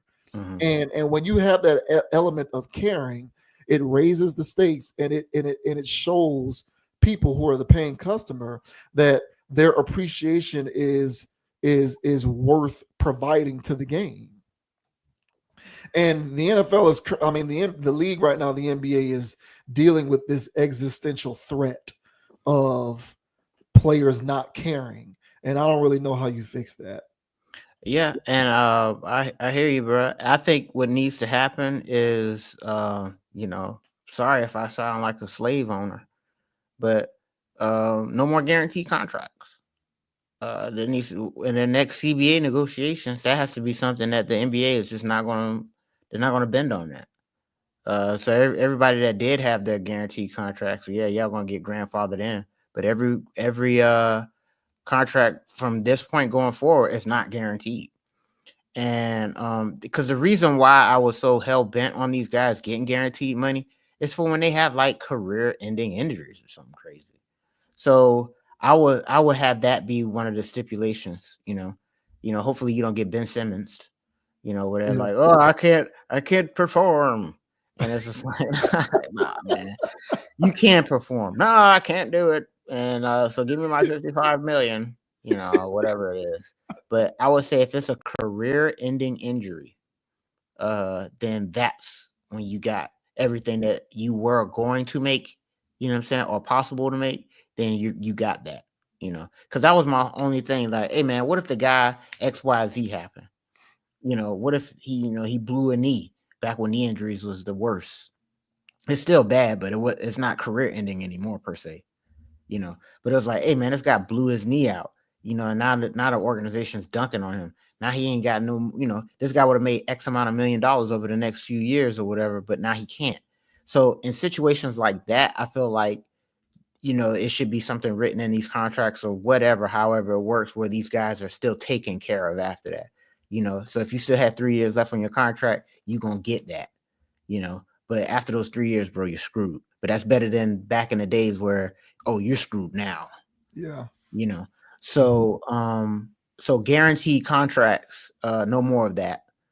Incentive based in situations where all accolades are incentive based. So if you're first team NBA, now you're going to get X amount of money per, a percentage more on from your salary, whatever your salary is, you're going to get that much more that season, something like that. Whereas like, hey man, I want to be first team NBA.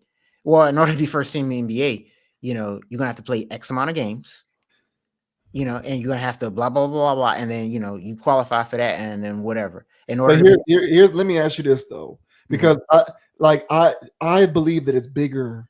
Here's what I think is really, this is why I say existential threat, because because everything that you're saying sounds good and everything that you're saying makes sense. Mm. But my belief is players now, some of them still do, but I would say that there's a lot of players who look at the league, they look at this as like work. So in saying that they look at it as work, I don't even really think they care as much about things like all NBA. Well, I don't think. Well, that's what I'm saying. There are some guys that do, right? Yeah. But the overwhelming majority of them, I would agree with that they don't. But their money isn't guaranteed, so they still have to play an X amount of games. Now, so there's a weird thing going on where the team, which they still do now, they can DNP you to death, make sure you don't get whatever. But you got to put yourself in the right situation. You got to make sure you're not getting DNP. You got to make sure you show up to work on time. You got to make sure you don't miss the flight. So there's certain things that you got to do and be a professional. And so these guys won't get paid. The reason why they act like babies is because they know they got $53 million coming in this year, whether they play or not. Now you try motivating that guy to get out of bed. You try to tell Zion to not eat burgers anymore. If he knows he's going to get $40-something million, whether he plays or not. Today I feel like Zion. And he made $300-something million farting and eating chips. I just get a feeling that even if you did that, let's say you get rid of the guarantees and the contracts become more of a prorated deal. Mm-hmm. Players are going to be like, all right, well, I'm going to just do what I need to do to get my not prorated. Players are going to be like, all right, well, I'll just do what I need to do to get what I am getting coming. What I do have coming to me. Like, I just think that overall there's a general whateverness with a lot of these guys where they're just like, I don't really care. Well, that you're gonna see that. So that is the existential part that we can't do nothing about. Yeah. But one thing that we can do is get these guys to go, hey, that $53 million isn't guaranteed. Actually, you can walk out of this season only making $3 million. So the choice is yours. Yeah. You want that 53 or not? Well, what do I got to do? You got to play 75 games at least to make $53 million. They'll do that. I hope so. I would hope so. I swear they would. Bro, they would be, because these games that these guys are missing, the soft tissue and stuff like that, or load management, they ain't gonna do that no more. I just think that I guess the money is a good component. You're right. The money is a big component because I really just look at most of them and they're millionaires. And for the guys who are single, they get whatever woman they want. They're celebrities, they're stars, they can move however they want to move. And I just think it's created an apathy within them. And that apathy is manifesting itself with the way that they go about their playing career. You know what I'm saying? So it's like, it's not, the money is a part of it, but it's just the culture around the NBA. And it's this mentality that they've adopted when it comes to basketball players of, you say that the reason why they act like babies, I agree with all that, but they're treated like babies. They're given whatever they want. That too. And they're given whatever they want since they were in middle school. Right. Especially some of them are millionaires in college, depending on who it is. Like Cooper Flagg is already making like $4 million this year to play at Duke. So a lot of this stuff when it comes to these basketball players has jumped the shark. And I sometimes am concerned that we've reached the point of no return. But I do hear what you're saying in that perhaps a good place to start is to sort of dial back the exorbitant amounts of money that they have been receiving, not because they are being paid too much. I'd never say that. But when juxtaposed to their contribution to playing, it becomes too much. Agreed. It becomes too much. Agreed. So I do hear you on that. Last thing I say. So imagine if you're running an experiment or an experiment or something. You have like a mouse inside of a thing, and it has to press this red button or this lever 82 times in order to feed itself for that day. And then so that thing is going to learn to do that, and it's going to hit it that many times to work in order to get that feed for the day or whatever. Then now that option is still there, but now you just introduce feed into the damn thing. So now it's like, oh, I can eat over here and I don't have to hit the button. Eventually it's going to learn. It's going to still do both because it's kind of like used to hitting that. It's been trained to do that. But once it really figures out that, Well, I don't have to hit anything at all. And I could just eat as much as I want just because it's just going to be available over here. So they're just going to leave the work alone and just go straight to the money and get fat off of it. And these players, what they have done is they've along with other things, I think the guaranteed contracts is what's really making these guys lazy. I think that the Ben Simmons effect comes from, I know I'm going to make $40 million whether I play a game or not, whether I shoot a 3-pointer or not. Y'all want me to get better? I won't. But how do you explain then? See, and I hear everything you're saying, but what's the difference between them and like NFL players? Yeah, because like NFL players now more and more, because like, okay, so not everybody, but any elite player in their position is getting more guaranteed money in the NFL, and their contracts seem to be rising year after year. The NFL, just when you think the NFL can't become more popular, they smash ratings, and the next year it's more popular than the last. Like every year, the Super Bowl breaks the record for most watched TV program in history. Like this year, the Super Bowl was the most watched television show ever in the history of the world. The year before, do you know what the previous show was? Last year's Super Bowl. Oh. No, last year's Super Bowl. and before last year's Super Bowl, the previous most watched TV show ever was the Super Bowl before that, and the Super Bowl before that.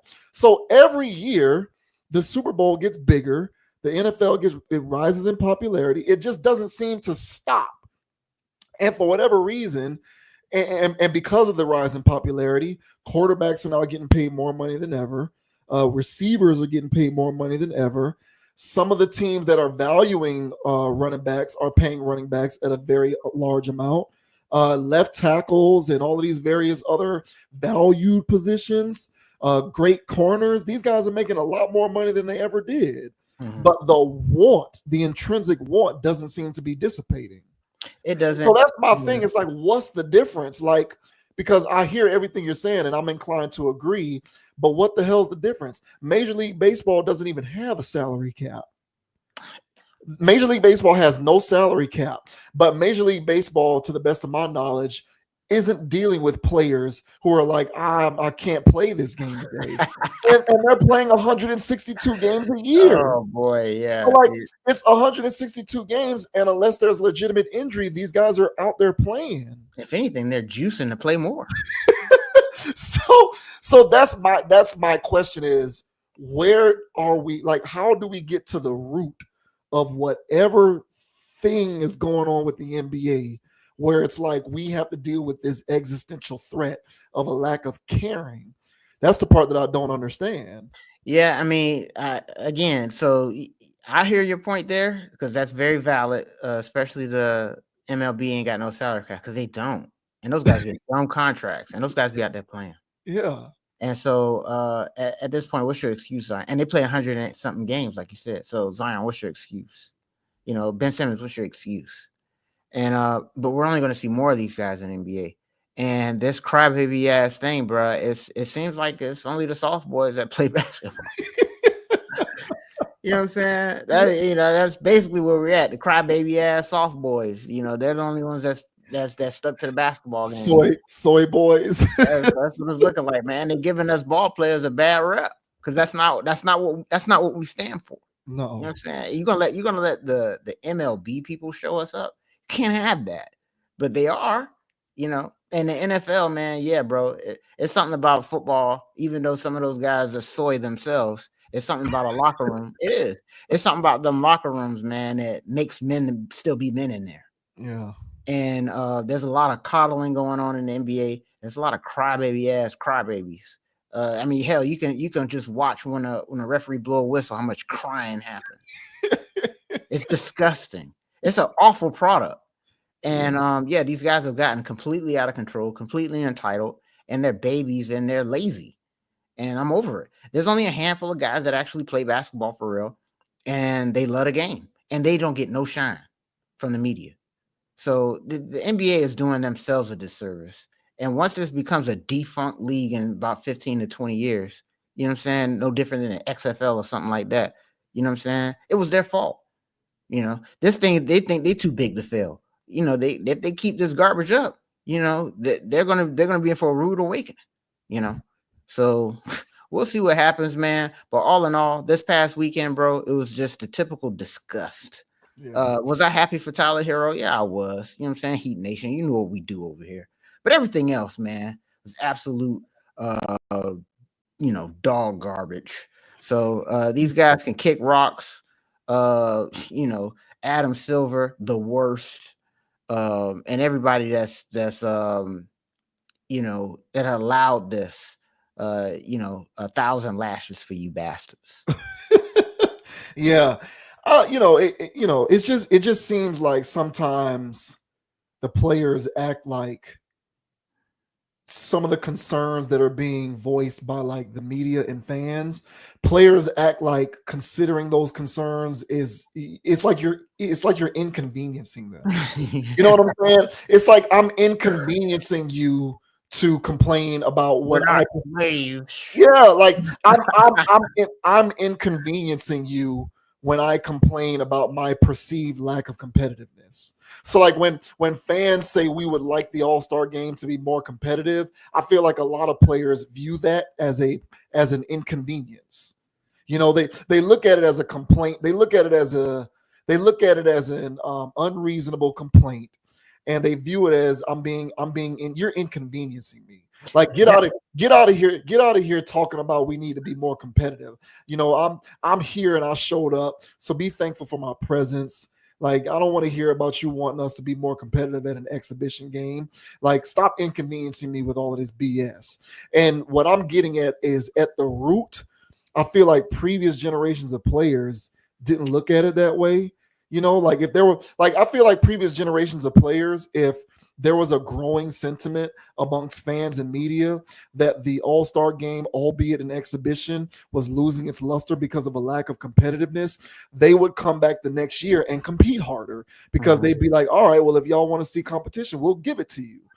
Whereas, now the current crop, our generation and younger, they're looking at it as an inconvenience. Like, get out of my face with all of that complaining. Stop whining and just enjoy us when you can. They're acting like they're doing me a favor by going out there to play.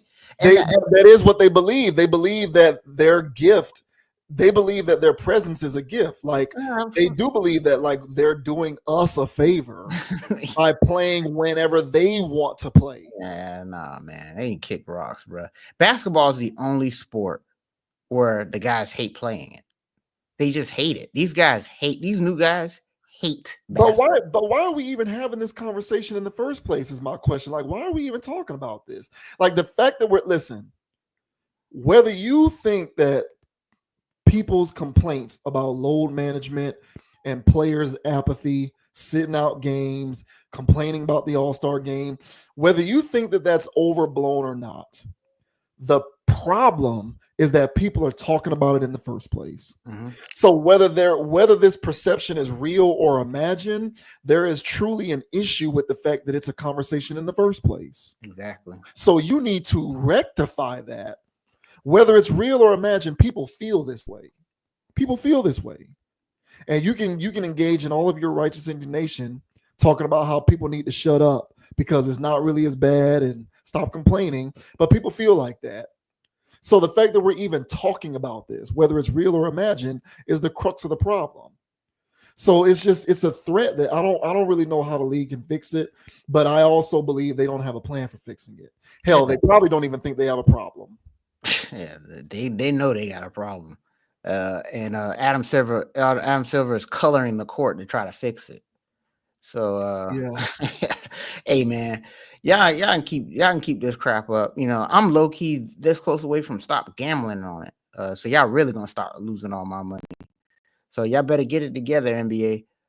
Because people that's in my boat, man. We're not just talking. We're gonna actually start backing this up by really not supporting this crap. Yeah. So y'all need to tighten up, man. Because again, like I said, bro. This is about 15 to 20 years away from being defunct as a league, because nobody gives a damn anymore, or it's going to implode on itself with these dumbass contracts and all this other stuff. So y'all keep playing around with it, yeah, y'all gonna lose everything you had. That's tough, bro. That's tough. Yeah, man. what's his face? Joel Embiid. He said that he may need another surgery. Yeah, And you know, and there's people on TV right now, credible people in the media, saying that he should be shut down for the rest of the year and to come back next year. Yeah. And I don't understand what he's doing. I just don't. You know, and he's not the only one, but it's a serious problem. It's a serious problem. Like the rate of injury seems to be more now than it ever was before, despite better technology, better medicine, and better resources. Yeah, like I don't understand it. Yeah, you know, the NFL bodies, they pile up, but that's a collision sport, so that's more understandable. But guys in the NBA are just breaking and ripping everything every week. And the guys that love basketball, they play. Yeah, Shea don't get hurt. You don't. Yeah, because he loves back. He wants to go back out there and play again.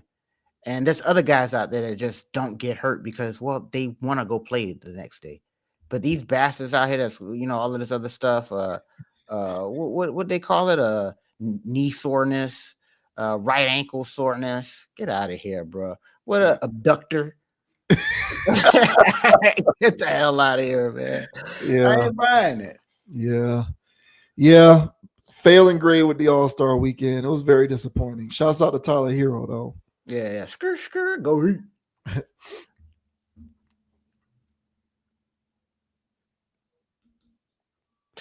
All right, and now we have an update on the Dank Demoss story.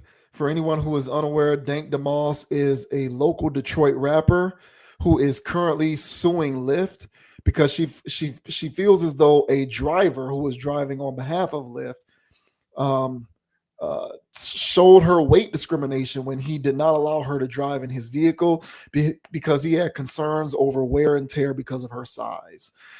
Dank Demoss has been incorrectly characterized in the media as plus size or overweight when she is not either of those things. She is certifiably obese. She is not overweight. She is not plus size. She is obese. Be that as it may, she believes that she has been the victim of weight discrimination, size discrimination, whatever the hell you want to call it. And there's been an update in this. There's been an update in this matter because she posted a video proving that she can fit inside an SUV, which I guess the SUV that she said that she got in is around the same size of the car that she was refused service from when she tried to get a lift. You know, however long ago that was. So this says Dank Demoss shares proof she can fit in an SUV following Lyft size discrimination lawsuit. Dank Demoss has proven she can fit inside an SUV amid her lawsuit against Lyft, claiming one of the drivers wouldn't pick her up because of her weight. On Friday, Demoss shared a collaboration post on Instagram with the 24th and Lapeer car dealership, showing her getting into an SUV with ease. Demoss has made headlines for filing a lawsuit against Lyft after one of the company's drivers denied her service due to space concerns, claiming her weight would put a strain on his car. In the video, the car dealership has several vehicles lined up with the rapper getting into an SUV before showing off a pickup truck and sitting in the front seat of a Range Rover. Tell all over at 24th and Lapeer, the biggest Dank sent you. We got small cars, big cars, XL, you name it, luxury cars. Come get one. Same day appointments and approvals with proof of income. Read the caption of the post. The video has added a whole other angle to the debate Demoss stirred up with her lawsuit about size discrimination. According to Demoss, the driver locked his car doors upon seeing her and refused to pick her up. Demoss recorded the incident and shared it on social media, which drew polarizing reactions online. Many supported Demoss, while others sided with the driver and cited safety concerns. I am taking action against Lyft, not just for myself, but for my community. I don't know what community she's talking about.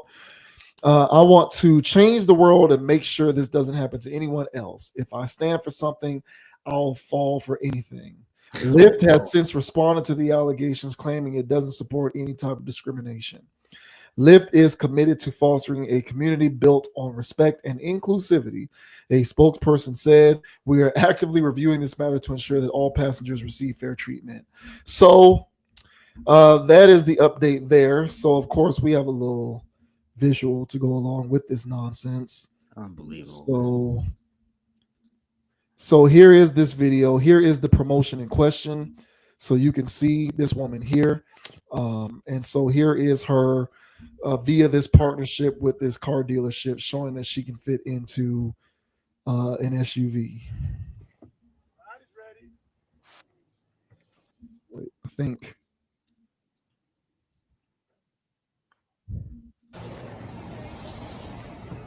See me last time I went to cop me at the Rango, thanks to Al. Woman, I am not a doctor. I cannot say you. We got everything.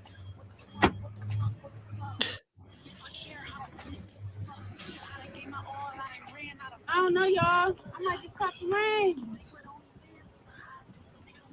I don't know, bro. Like, listen, go back. Well, you can't. Well, see, roll that whole window down. Let me see. Yeah, no, that's what I'm saying. She need to roll that, but she didn't. You know what I'm saying? They're trying to optical illusion me. You know what I'm saying? I bet she got, you know what I'm saying, stuff going on the steering wheel. And they're like, hey, roll the window up a little bit. You know, we're not trying to show all of that stuff. But yeah, man, this is crazy business, man. Yeah.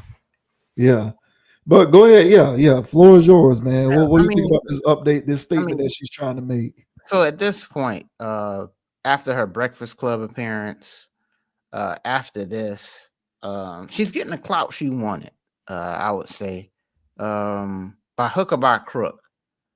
Come hell or high water, she was going to be known. She wanted her name to be out there. She wanted the clout, and she's loving the attention.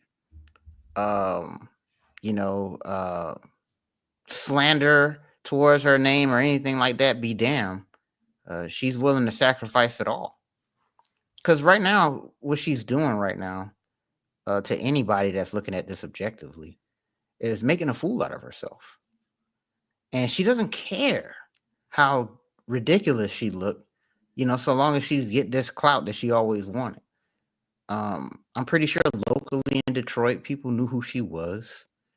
She was, after we covered her last time, I went to go look at some videos of her music or whatever.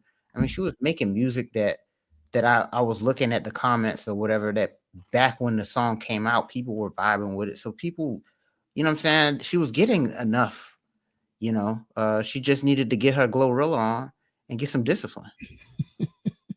But she refused to do that.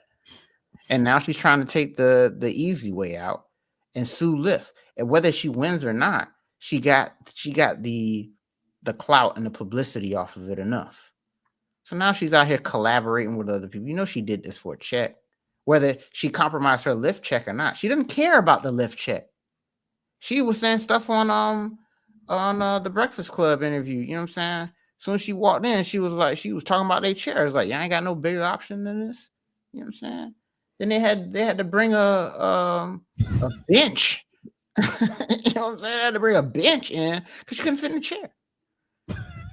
But you wanted to sit in a regular size sedan? It's not working here, Demoss. So she's out here making a fool out of herself, and she doesn't care. Clout is a hell of a drug, and she's out here chasing all of it. So, if this was a situation where this young lady actually had some self-respect, some decorum, and she was really out here being done wrong by anybody, I would be defending her. But right now, this looks like she's just attention hungry, no pun intended. She's just trying to get this by any means necessary, by hook or by crook, like I said. So whether she looks like a fool or not, she just likes seeing her name in the algorithms. She just like to see that people are hitting her up for money endeavors, and she feels like she's making it. Which to me, this is not how you get on the scene, especially if you wanted to be known for your talents and not your size. So yeah, this is a wild situation. She keeps making it wilder, and yeah, man, and all of the stuff that comes her way, whether people got something positive to say about her or negative, she's making it easy for people out there to be quote unquote negative towards her, the way she's handling her situation right now. So I came in on that first video saying that I empathize with people that are larger, because it is a physical manifestation of the depression that's going on in their brain. Other people, you have a hard time seeing it. You know, some display it in tattoos or piercings or whatever. Some people display theirs in overeating, and the mental struggles that's going on in her mind is what's making her make these outlandish decisions. So she's struggling right now as a person, and she doesn't give a damn. You know, it's a wild situation to watch unfold. But yeah, guys, you know, don't put yourselves in this situation. Don't be so hard up for the cash or the clout to, you know, make yourself the laughing stock of anything. But what are your thoughts, bro, on Dank Demoss out here hopping in a wide body to prove that, well, she could have gotten to that lift? What are your thoughts, bro? I think she's grifting. This is grifting. I think she's grifting. And that's it. I think she's grifting because I think that she is actively trying to parlay this into as big a money-making opportunity for her as possible. I think it has less to do with standing up for plus size people who are being discriminated against, and it has more to do with how can I parlay this into making as much money as possible. Because I know one thing, that little thing that she did with that car dealership, I'm pretty sure that that's a partnership that she was paid for. Oh, 100. So where's the size discrimination statement in that? That's just an opportunity for her to be able to cash in on this to make money. So I'm losing respect for this. First of all, I didn't agree with it to begin with, so I already didn't have respect for it. I felt like it's just unnecessarily litigious. But even with me not having a certain amount of respect for it, I'm even losing respect from that point because now you're grifting off of this. Yes, I agree. Because all of these public appearances amount to public speaking engagements and opportunities through partnerships, whether in person or online, to make more money. And I don't give a damn what kind of discrimination you claim to be a victim of. The minute that you start capitalizing on such situations like that monetarily at a high rate, the less respectful your cause appears to be. Yep. So is this about standing up for your community to show to, what does she say? Being all high and mighty, being all self-righteous. If I stand for something, I'll, whatever the hell she said. If I don't stand up for something, I'll fall for anything, all of it, or whatever the hell she said. You know, and it's like, okay, so you're trying to make yourself someone who is standing up for justice in some kind of way, yet you're also trying to capitalize off that justice and parlay that justice into being as lucrative as it possibly can for you. So was it ever about the justice in the first place, or are you looking for whatever opportunities that you can find for your come up?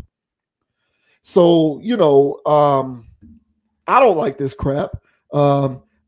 If I stand for something, I'll fall for anything. That's what she said. She said it wrong. And that doesn't even make sense. If you don't stand for something, if you're not standing, clearly you'll fall. Right. So Yeah. she said if she stands for something, she'll fall for anything. Yeah. It's if I don't stand for something, I'll fall for anything. So she didn't even say it right, first of all.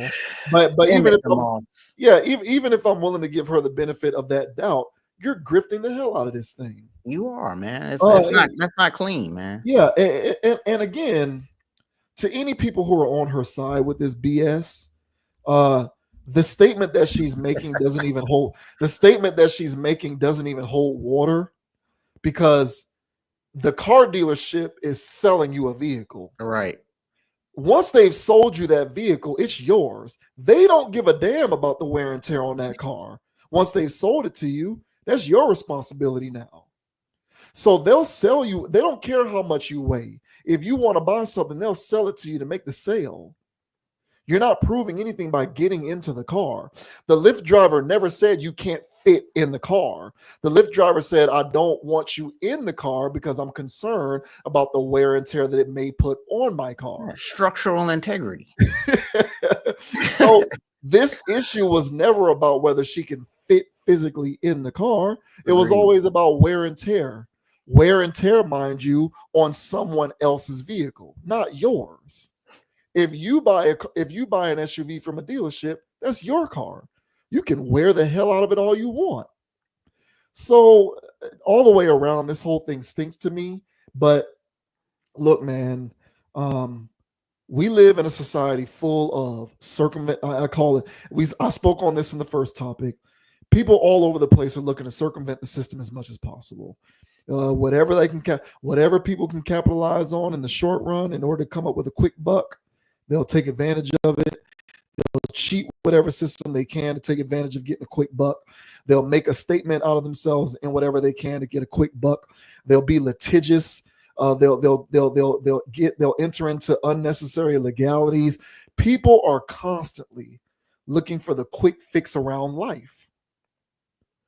They don't want to go. They don't want to put in the work to correct whatever inadequacies they may have going on in their life for the better, to fix them for the long haul. They'd rather get a workaround to issue a quick fix so they can get like a short-term, momentary, redeeming quality of life.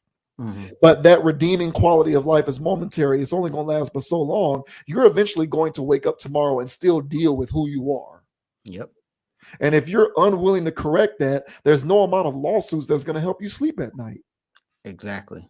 But that's what we got going on in the world, is people looking for the fake fix instead of addressing who they are in reality and looking for the actual fix. And she's no different. This is ridiculous. Yeah, man. That's why I told her, man, she need to go get on the line, hit up her fellow box rapper, GloRilla. You know what I'm saying? Figure out where she got those discipline shots from and take a few. You know what I'm saying? Because she needs them in her life, because she wouldn't be out here embarrassing herself the way that she is now if she had some. And yeah, man, she proved nothing in that video. You know what I'm saying? Like I said, man, big body hopping out of wide body. You didn't prove anything there because you were trying to get into a 4-door sedan. So you getting out of SUVs or driving an SUV, and even then that was skeptical because, yeah, she got in that thing and she drove off. But like I said, that window was heavily tinted and we could only see your face. So we don't even know the situation that you was going through with at the steering wheel. That's dangerous. And that's in an SUV. So listen here, Dank Demoss. You know what I'm saying?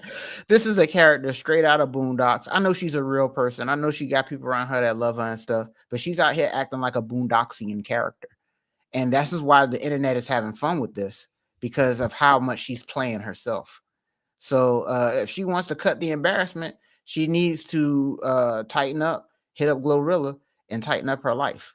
But something tells me she's not done grifting, and she's going to keep up this charade for as long as it pays out. And right now, these checks are cutting more than whatever she was doing before with her struggle ass raps. That's right. So if she's willing to clown herself even more, the internet's going to have a ball with it. So I think your dignity is a lot more important than whatever these checks is coming to you. So good luck, Mr. Moss. Holla at Glo, man. I heard she got them shots on deck, and get your life in order. That's what I would say here. Yeah. It's too bad. It's too bad. Like, this should be a wake-up call for her to take inventory on her life and maybe address some pertinent things. I'll leave it at that. 100. Yeah. Hey, man, it's a crazy world we live in. It really is. It really is. Oh boy.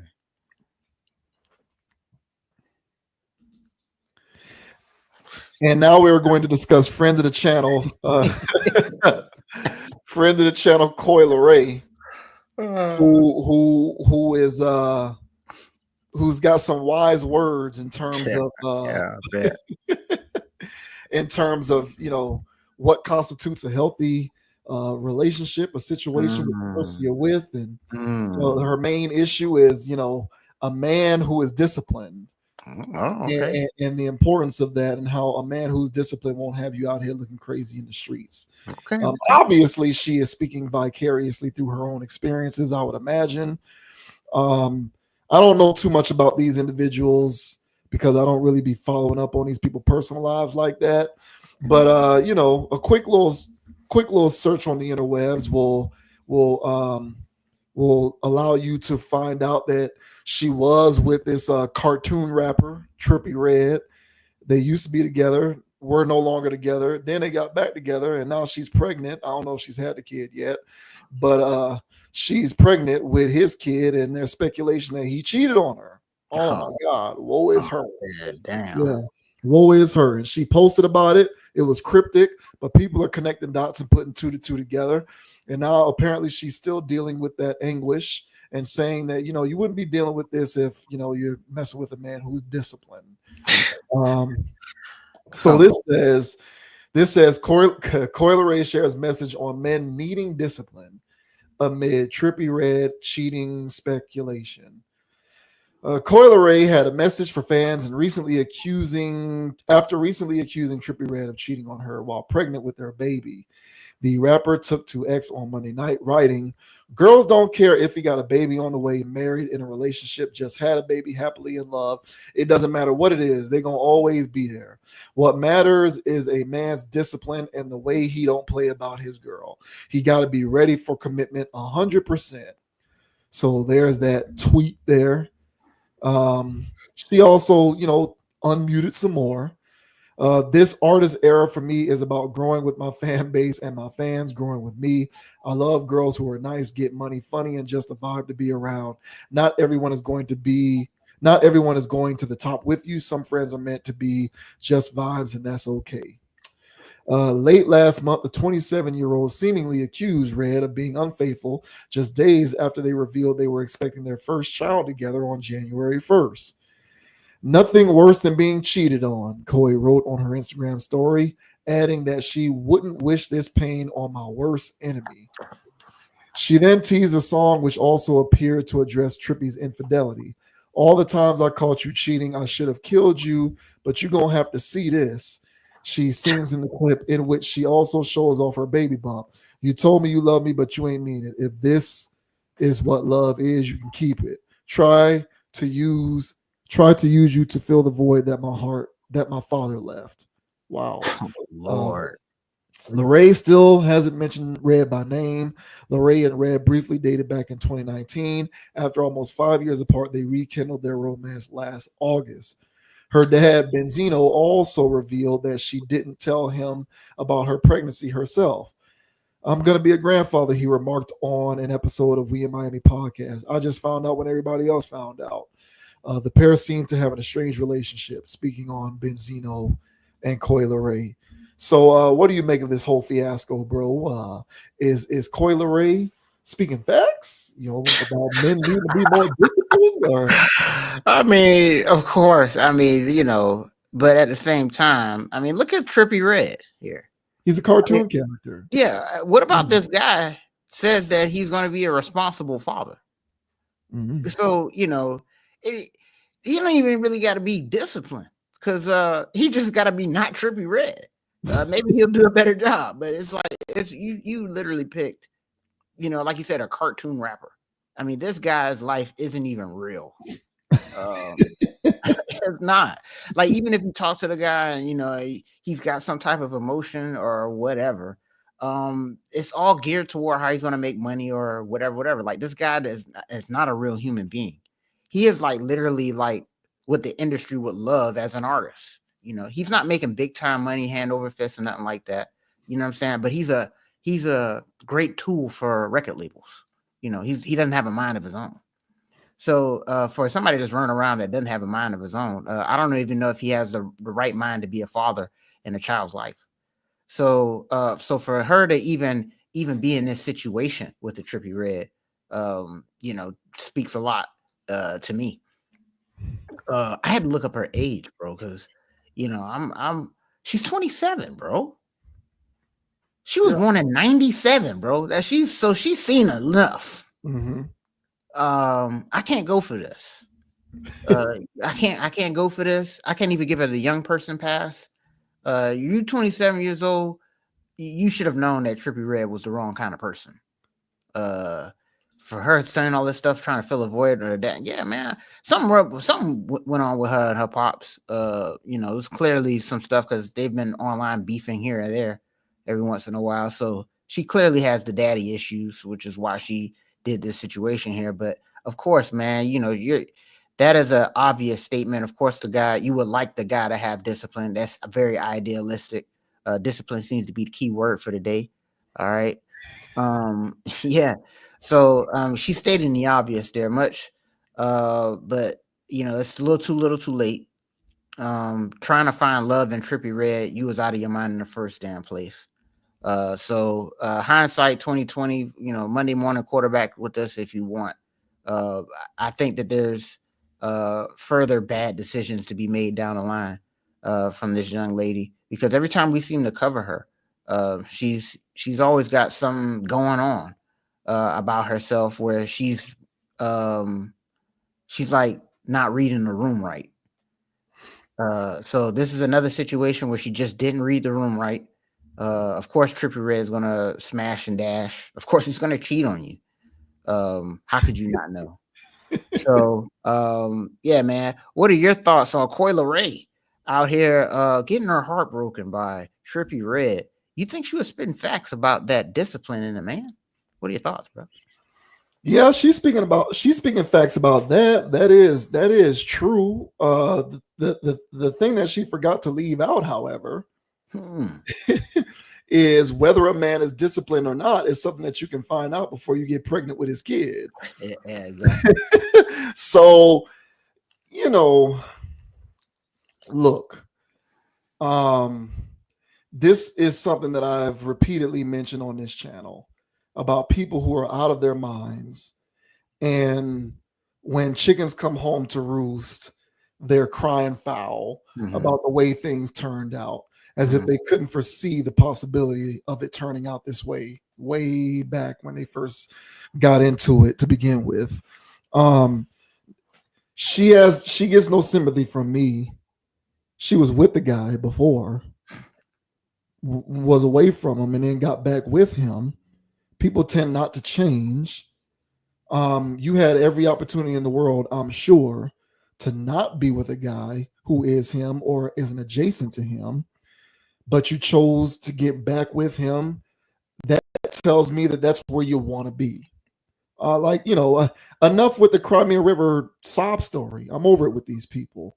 Don't tell me that you would make different music if people were more receptive to that different music. You don't know that because you don't make it. If you really want to be who you are, if you want to make different music, then make it and see where and let the chips fall where they may. If you want to be with a guy who is disciplined, it's well within your power to do that. People try to fit too many square pegs in round holes. It's no different than the guys who want to be with women who aren't for the streets, but they go about it by picking women in the streets. It doesn't make sense. You're not going to find a woman who is not for the streets in the streets. I agree. That is a counterintuitive notion. Yet guys consistently look for companionship in the streets. And then when the woman does the streets on them, he blames women. No, bro, that is your fault. If you had enough discipline, to use the key word, and if you were comfortable enough in your own skin to seek women not in the streets, you would find all the stuff that you claim you want, namely a woman who isn't for the streets. If you're always in the streets looking for women, that tells me you want women who are for the streets. So stop faking the funk and just admit that that's what you want, bro. I'm not going to judge you. The only thing I'm going to judge is your dishonesty. That's the only thing I'm going to judge. I have more respect for the guy who says, I prefer women for the streets, than the guy who says, I want a woman who's not for the streets, when every time I see you, you out in the streets. In the streets, bro. Yeah. So what is the people need to stop it with the lying. The cap has to stop. It really does. And she's the same way. And women like her are the same way. Hey, listen, ladies, y'all want a guy who's disciplined and who's not going to betray you? Then stop looking for men in all of the places that pretty much guarantee that he's going to lack discipline and betray you. At the end of the day, whose fault is that? Them or yours? Where are you looking for? What are you doing? How are you living your life in such a way that that's constantly where you find yourself meeting guys? And then you blame them as if it's their fault. They were like that before you met them. I guarantee it. I guarantee you that before you got with that guy, he lacked discipline. You think he's going to suddenly find discipline because he got with you? Probably not. So I don't have sympathy for stuff like this. I don't have sympathy for these bitch made dudes complaining. People like Safari and Shaq. No, you want to smash Instagram models and sex workers. They love that. Yeah, that's what you want to be doing. So stop acting like you would be doing something different if you could. Because if you wanted to, you could figure it out, bro. You're smart enough, you can figure it out. So just stop faking the funk and admit that that's where you want to play. And it's the same thing with these chicks. Stop crying about dudes cheating on you. Stop crying about dudes doing all of this. I'm tired of this. Stop crying. Because there's all of these guys out here who won't do it. You just don't want them. So the sooner that you admit to yourself who you really are, the more at peace you'll be with yourself. Hey man, I agree, bro. That was well said. And you know, I too was myself, you know, one of those people that was like, hey man, I'm tired of all these street women. Because I wasn't necessarily finding them in the streets, but the way that I acquired them was street esque. It was street adjacent.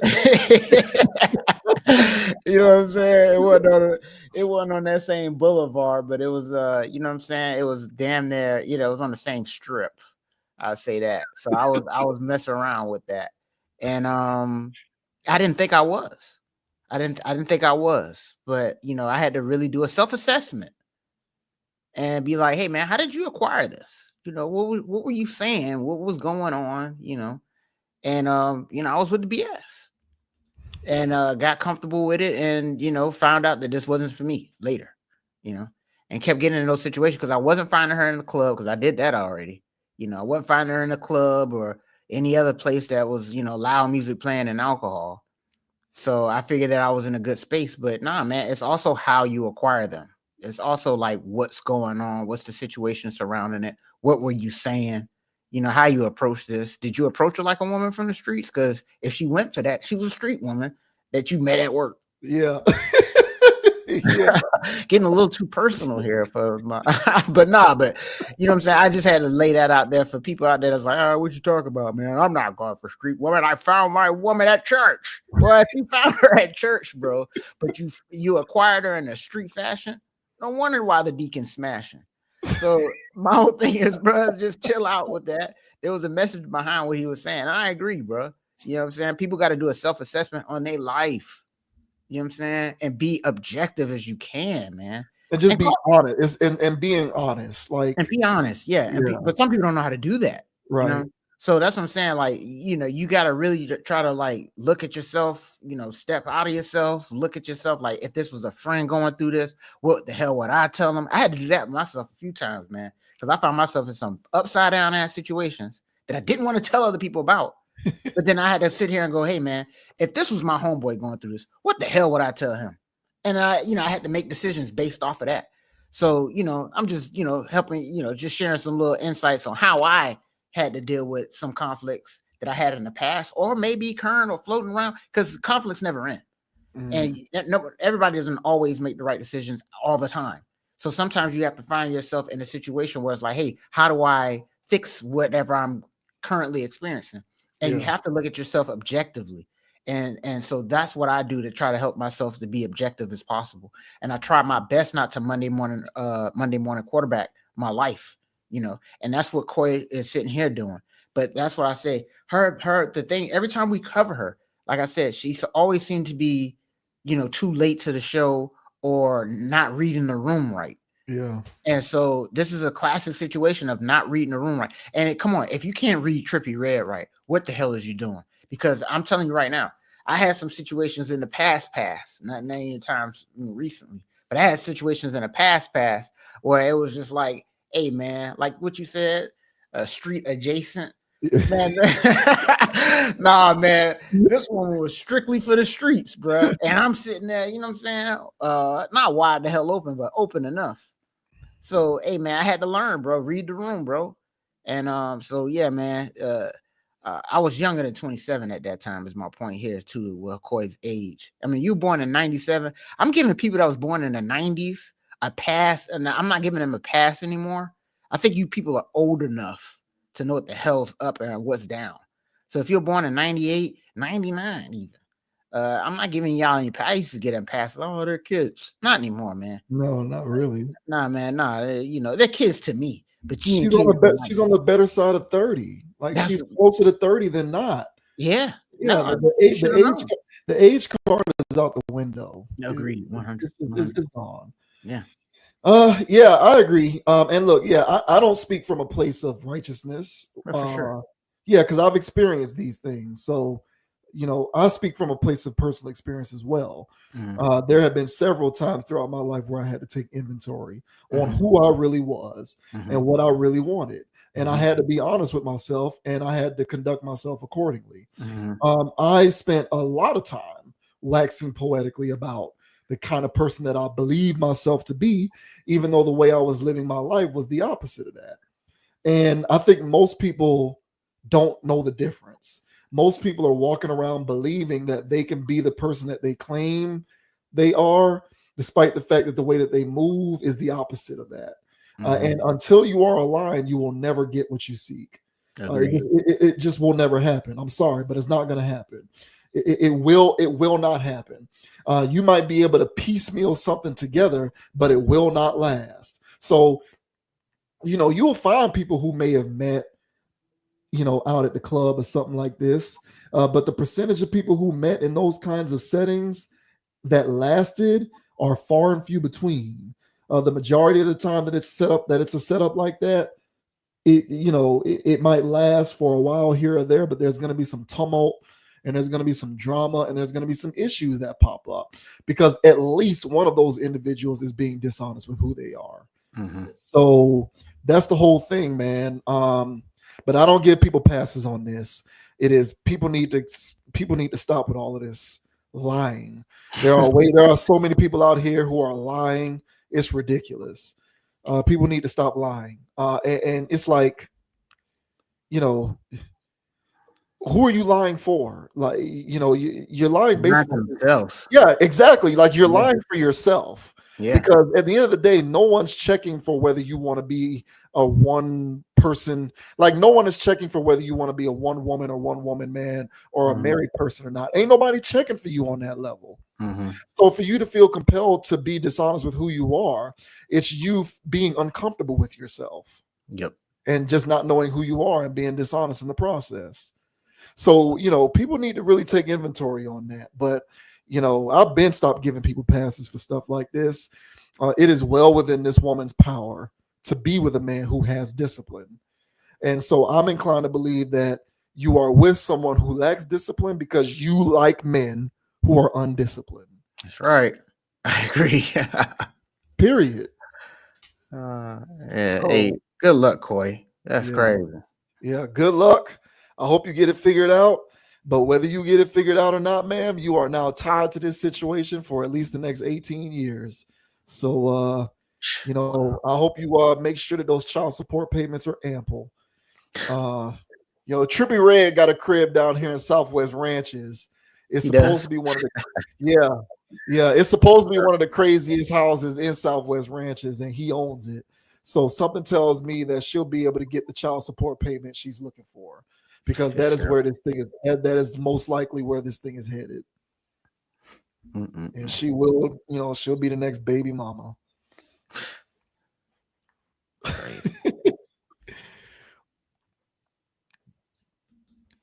Okay, and last but not least, we got an interesting story involving this. I don't know what genre she makes music in. I've heard some of her songs, but I don't know how you classify her genre.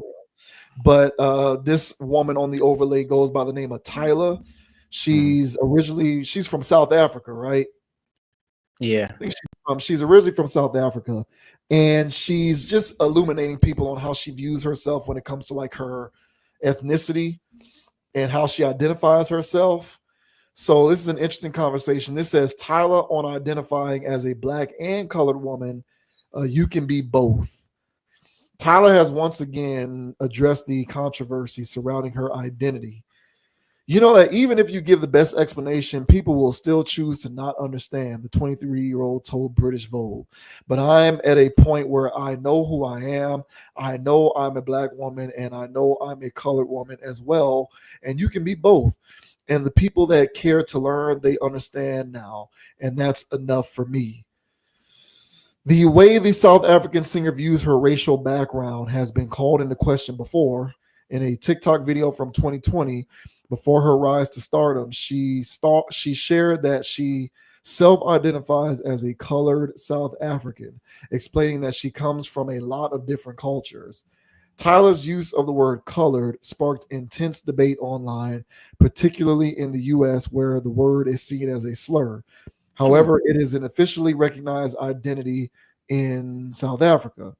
The topic of Tyla's racial identity came up again during an appearance on The Breakfast Club last June, where Charlamagne the God asked her to explain what it means to be a South African colored person.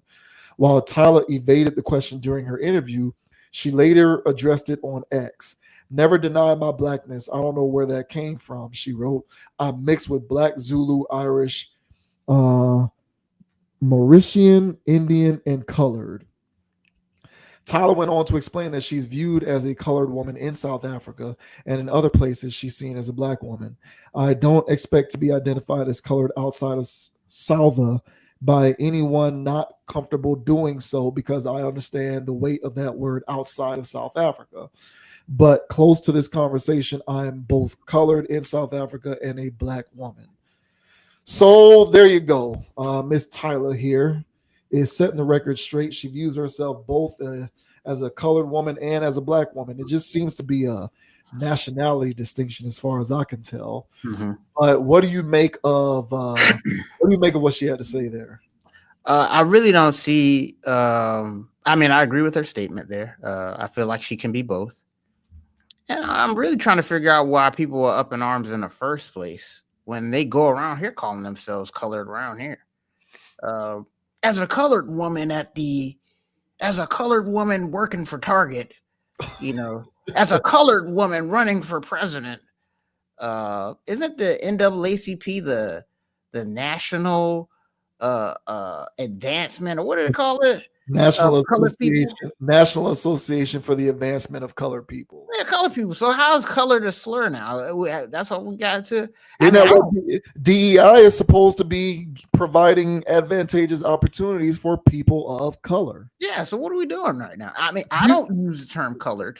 Do you think maybe the triggering came because of the way that the word was spelled? Maybe it might be, but then that's South African stuff, right? So I mean, I don't know. I don't understand why they would get so bent out of shape. I think it was because they think that she called herself colored to not associate with black. I think that's what they were getting at. Like she was trying to distance herself from her Africanness by saying she's colored instead of black. But then again, I mean, that is really splitting hairs at this point. So, she didn't say she was out here a Capilasian or whatever Tiger Woods said he was. Okay, she said she was colored, man. And last I checked, colored was accepted in the colored handbook. So, yeah, man, I don't walk around here saying I'm colored. I use black by default because, people got to know what the hell I'm talking about, and all this other stuff out here. But yeah, man, I accept all of those terms. The one I don't like the most, though, is blacks. Don't call me blacks. For whatever reason, that sounds like a slur to me. And whenever I hear black people say, us blacks, don't say us blacks. To me, that's no different than saying us N-words or something. It sounds like a slur. So, yeah, man, I feel like she can keep colored. It's an interesting dynamic that comes up with people that are mixed, especially from a lot of heritage, like how she got going on. Where should they identify? Where should they land? I think for me, I know me personally, I don't even think I accept them all. If you have mixed heritage, mixed lineage, or whatever, I don't care how light your hue is or how dark it is. I still call you La Familia. I consider you family. I think that they experience abroad a number of people calling their blackness or their whateverness under question, which is why a lot of these people struggle with identity problems. and they feel like they have to put on or be another way or just completely abandon. I feel like a lot of these people that do grow up with mixed heritage, they do have a rough way of going about life. So and they didn't choose to be in that predicament. So if one of them did come up a particular way, where they do have mixed heritage and they do decide to lean on one side of the fence versus the other, I don't necessarily fault them for that per se. I think that's more of a social construct that got into their brain, and then they found a way to either go on one side or the other. So for some people, if they're willing to acknowledge it, like her, where she's like, hey, look, I got all of this stuff going on, but I consider myself a black or a colored woman. To me, that checks off all my lists. To me, that's passed the sniff test. So I don't have any problem with how she, calls herself. She seems to be proud of who she is. So I'm down with that. So what are your thoughts on, just the whole black versus colored dynamic and what Tyla had to say about it? What are your thoughts, bro? So yeah, I don't. Race is a cultural construct. Race is a cultural construct. So it doesn't really matter what she identifies as. It's like in professional sports when they say a player can't determine their value, the market does. So like you're not a $60 million player if no team is willing to give that to you. But if a team is willing to pay you that, then that's your value. You're a $60 million player. I don't think a person's efforts to identify their heritage in a more defined way, that's them doing that for themselves.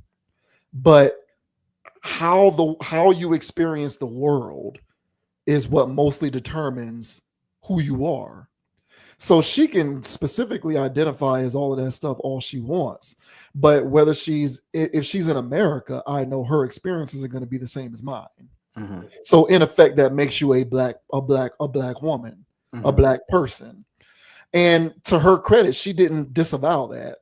Right. She said, I can be both. She said, I'm being both. And what she's doing by being both is acknowledging her actual heritage, but also acknowledging the bucket that she falls into when it comes to the cultural construct. Correct. So I don't think that I personally don't have a problem with that, because like if I were to do an ancestry or a 23andMe and I found out that I was, that I had heritage in Zimbabwe, for example, I at that point, because of that form of self-discovery, I reserve the right to say I have Zimbabwean roots, but I'm also a black man. Like it's both. Like in terms of the cultural construct, especially in the West, I'm just a black person. I'm in that bucket. That is my census designation. If I fill out my form to vote, or if I'm applying for a job, there is no bubble for Zimbabwe. There's a bubble for I elect to not answer or black. Those are my two choices. So in terms of that particular aspect of the identification, it is what it is. So why people would get bent out of shape from that is something that I don't understand. But like you, I'm inclined to believe that people who would get triggered by that are taking it as a form of her distancing herself from being black. Correct. And that to me is lazy logic, because at that point, essentially what you're saying is you are against anyone who chooses to do a deep dive on what their actual heritage is, because we all have that. Everybody has that. So the same people who take issue with her using the word colored, they themselves have a heritage which, if they were to discover it, would enable them to identify as something other than just being run-of-the-mill black.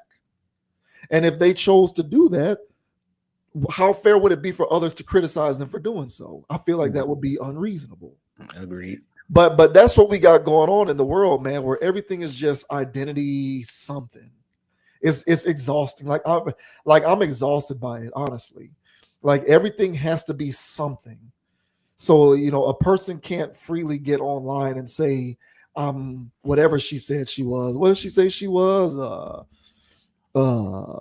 Irish. Yeah, Irish and all of this other stuff that she said. Yeah, Black, Zulu, Irish, Mauritian, Indian. Like So what? You know what I'm saying? Like, it's exhausting. You know, people can't even do that without getting called out for being some kind of, I guess, what are they saying? She's a self-hater or whatever. Probably again. What? Look, man, this to me is a byproduct of most people who go their entire lives electing to not engage in a self-discovery of their of their original heritage. Everybody has an original heritage. Everybody. Some people elect to figure out what that is, and some people don't. Well, most people don't. And those who do elect to discover that, they have the right to identify however they choose. And if they at least can acknowledge that from a social standpoint, they are residing within the confines of what constitutes Black, specifically in the West, specifically in America, I don't see anything wrong with them also saying, but in terms of my heritage, this is how I identify myself. And I just don't get why people would be bent out of shape about that. But I also believe that people look for any and every excuse to be mad about anything. If people ain't upset about something, then something's wrong. So I'm also not shocked by that, because I don't think people are truly happy unless they're mad. And so, yeah, let's find the thing to be offended about. Even if it's this little girl here, this young lady rather, saying that she has these roots that she identifies as, but she also says she's Black. I don't get what the hoopla is. Yeah, man, I don't know either, man. You know, internet outrage is something we cover a lot here. You know, and a lot of it's fake. A lot of it's fake outrage because there's hypocrisy somewhere laced in their rage. And in this one, I was being comical, but yeah, man, some people would say, "Oh, I got honored by the NAACP. I feel so honored." You know, if NAACP gave them an award, but it literally has colored in their thing, and they literally gave P Valley an award. So if you feel like you're on the same plateau as a P Valley or Ghost Chapter 7, then then pat yourself on the back. But if you got they'd also be very proud if they were identified as the first person of color to do something. Exactly. Like if you work at your corporate job and you became the first ever non-white VP, and people were recognizing you as the first ever person of color to be VP in this company, you look at that as a badge of honor. Yeah, you would put that on your damn resume. You would put that on your damn obituary. I was the first person of color to work at Circle K, and you'll be so happy about that crap. So my whole thing is that these people out here that's getting so upset and want to sling mud, you know what I'm saying? Just take an inventory. Yeah, you know what I'm saying? Because this word color gets thrown around a lot. I don't like it personally. I don't like it either. You know what I'm saying? I don't go around calling myself a COP.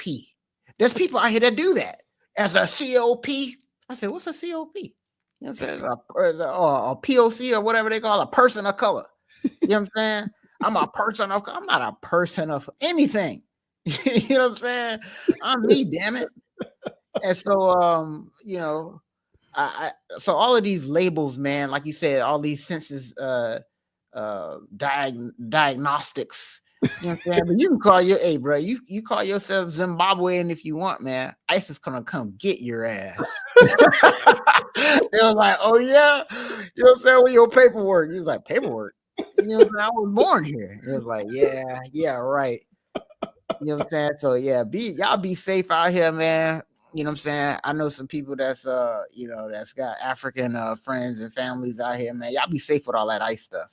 But with all of this stuff, man, again, the internet fake outrage strikes again. Yeah. I'll be one of the first people out here to call somebody out for being wrong or self-hating. Just go watch our Serena Williams video, not the recent one we did, but the one we did where her skin bleaching was being called into question. I'll let them have it if I feel like they're actually being weird. But in this situation here, I think this is just how they talk culturally over there. I think color would be no different than saying I'm mixed over here. Yeah. So let the girl do her thing and just stop hating. You know what I'm saying? And I'm no internet caper. I ain't out here caping for nobody. You know what I'm saying? This just to me don't make sense. So y'all let the girl do her thing and be colored on her own. Damn. Yeah, I agree. I definitely agree with that. I don't see what the big deal is. There was nothing obviously offensive about anything that she said to me. And the fact that that strikes conversation, or that would be interpreted as, or that would be, taken in as like a polarizing thing to say, I don't get that. She literally said, I acknowledge both my heritage and like my cultural bucket. Essentially, that's what she said. And I just don't get that. I really don't. Person of color. Oh man, don't call me that, man. Bro, yeah, but that's a very good point that you bring up too, because that people would be proud about that. They would. They would. Yeah. That's a badge of honor. Yeah, they would. So yeah, I do think that that's a form of hypocrisy. But I also believe that most people don't even realize that is a form of hypocrisy. I don't even think that they realize that is hypocritical. So, man. Hey, listen, man. Shouts out to Tyla. I know she's pretty popular among the Gen Zers and all of the young people. She makes these songs that get played a lot. I know the ladies especially like a lot of her music. Especially the street women. They get a kick out of a lot of Tyla songs. Hysterical. Yeah. Matter of fact, that video that we did with the chick who got fired from her job on Alaskan Airways. Yeah, that was a Tyla song. Yeah, that was a Tyla song. The song that she had in her Instagram video, where she's not busting it wide open, but busting it wide open. Yeah. Where she was showing all of the cheeks. Yeah, that's a Tyla song. So, okay. Shouts out to Tyla, man. Don't let them get you down over this. This is a silly conversation. It's just fake internet outrage, like Dogon said. It ain't nothing. Unbelievable. Yeah. Oh well,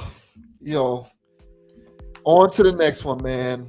That is going to do it for today's stream. That is going to do it for today's video. Shouts out to everybody who was tuned in on the chat. I am JV Wins, and that, of course, is Dogon as coming to you live in effect over here on YouTube. We appreciate all the love and support that we continue to get here in this little corner of the internet of ours. Closing things out, I'm going to go ahead and say, as I always like to do, check us out on Spotify. Check us out on Apple Podcasts. Check us out on Amazon Podcasts. We are available in podcast form, man. We are there. Also, we are on Instagram at Conapproach, CONAPPROACH, and you can find me on Instagram as well at JV Wins. If you have not already done so, and you are so inclined to do so, hit that like button, hit the subscribe button. Let us know what you think about the commentary in this or any other video. As I always like to say, people, don't be a group thinker. Have a mind of your own. Think for yourself. Shouts out to Tyler Hero for winning the 3-point contest. Yeah. And until next time, we will catch you guys on the next video. And the name is Dogon SS. And you can find me on Instagram at Dogon_SS, on YouTube, DraftKings, FanDuel, all right, MySpace. But not with NBA though. Not with NBA. Not with NBA.com. I don't mess around with those people. I have no login with those people. But you can find me everywhere else though. All right. And as I say on every pod, guys, all right, don't be too high, don't be too low. Keep it calm, keep it chill, keep it fluid. And don't let anybody get you off your pivot. And we greatly appreciate you guys hitting that like and subscribe. You know what I'm saying? Consciously leave a comment. All right, do more than approach the like button.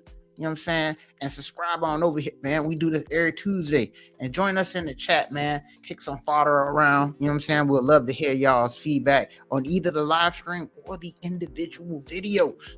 So until the next time, our people, more rings than Robert Ory. We're going to catch y'all in the next episode. Yeah. Yes, sir. Yes, sir. We appreciate everybody for tuning in, man. We certainly appreciate you guys. Love you guys so much. Until next time, we are signing off. We will see you later. Peace. Hey, ladies, stay away from the BBLs. Oh, yeah. Take them discipline shots, though. Hell yeah. I love that. That's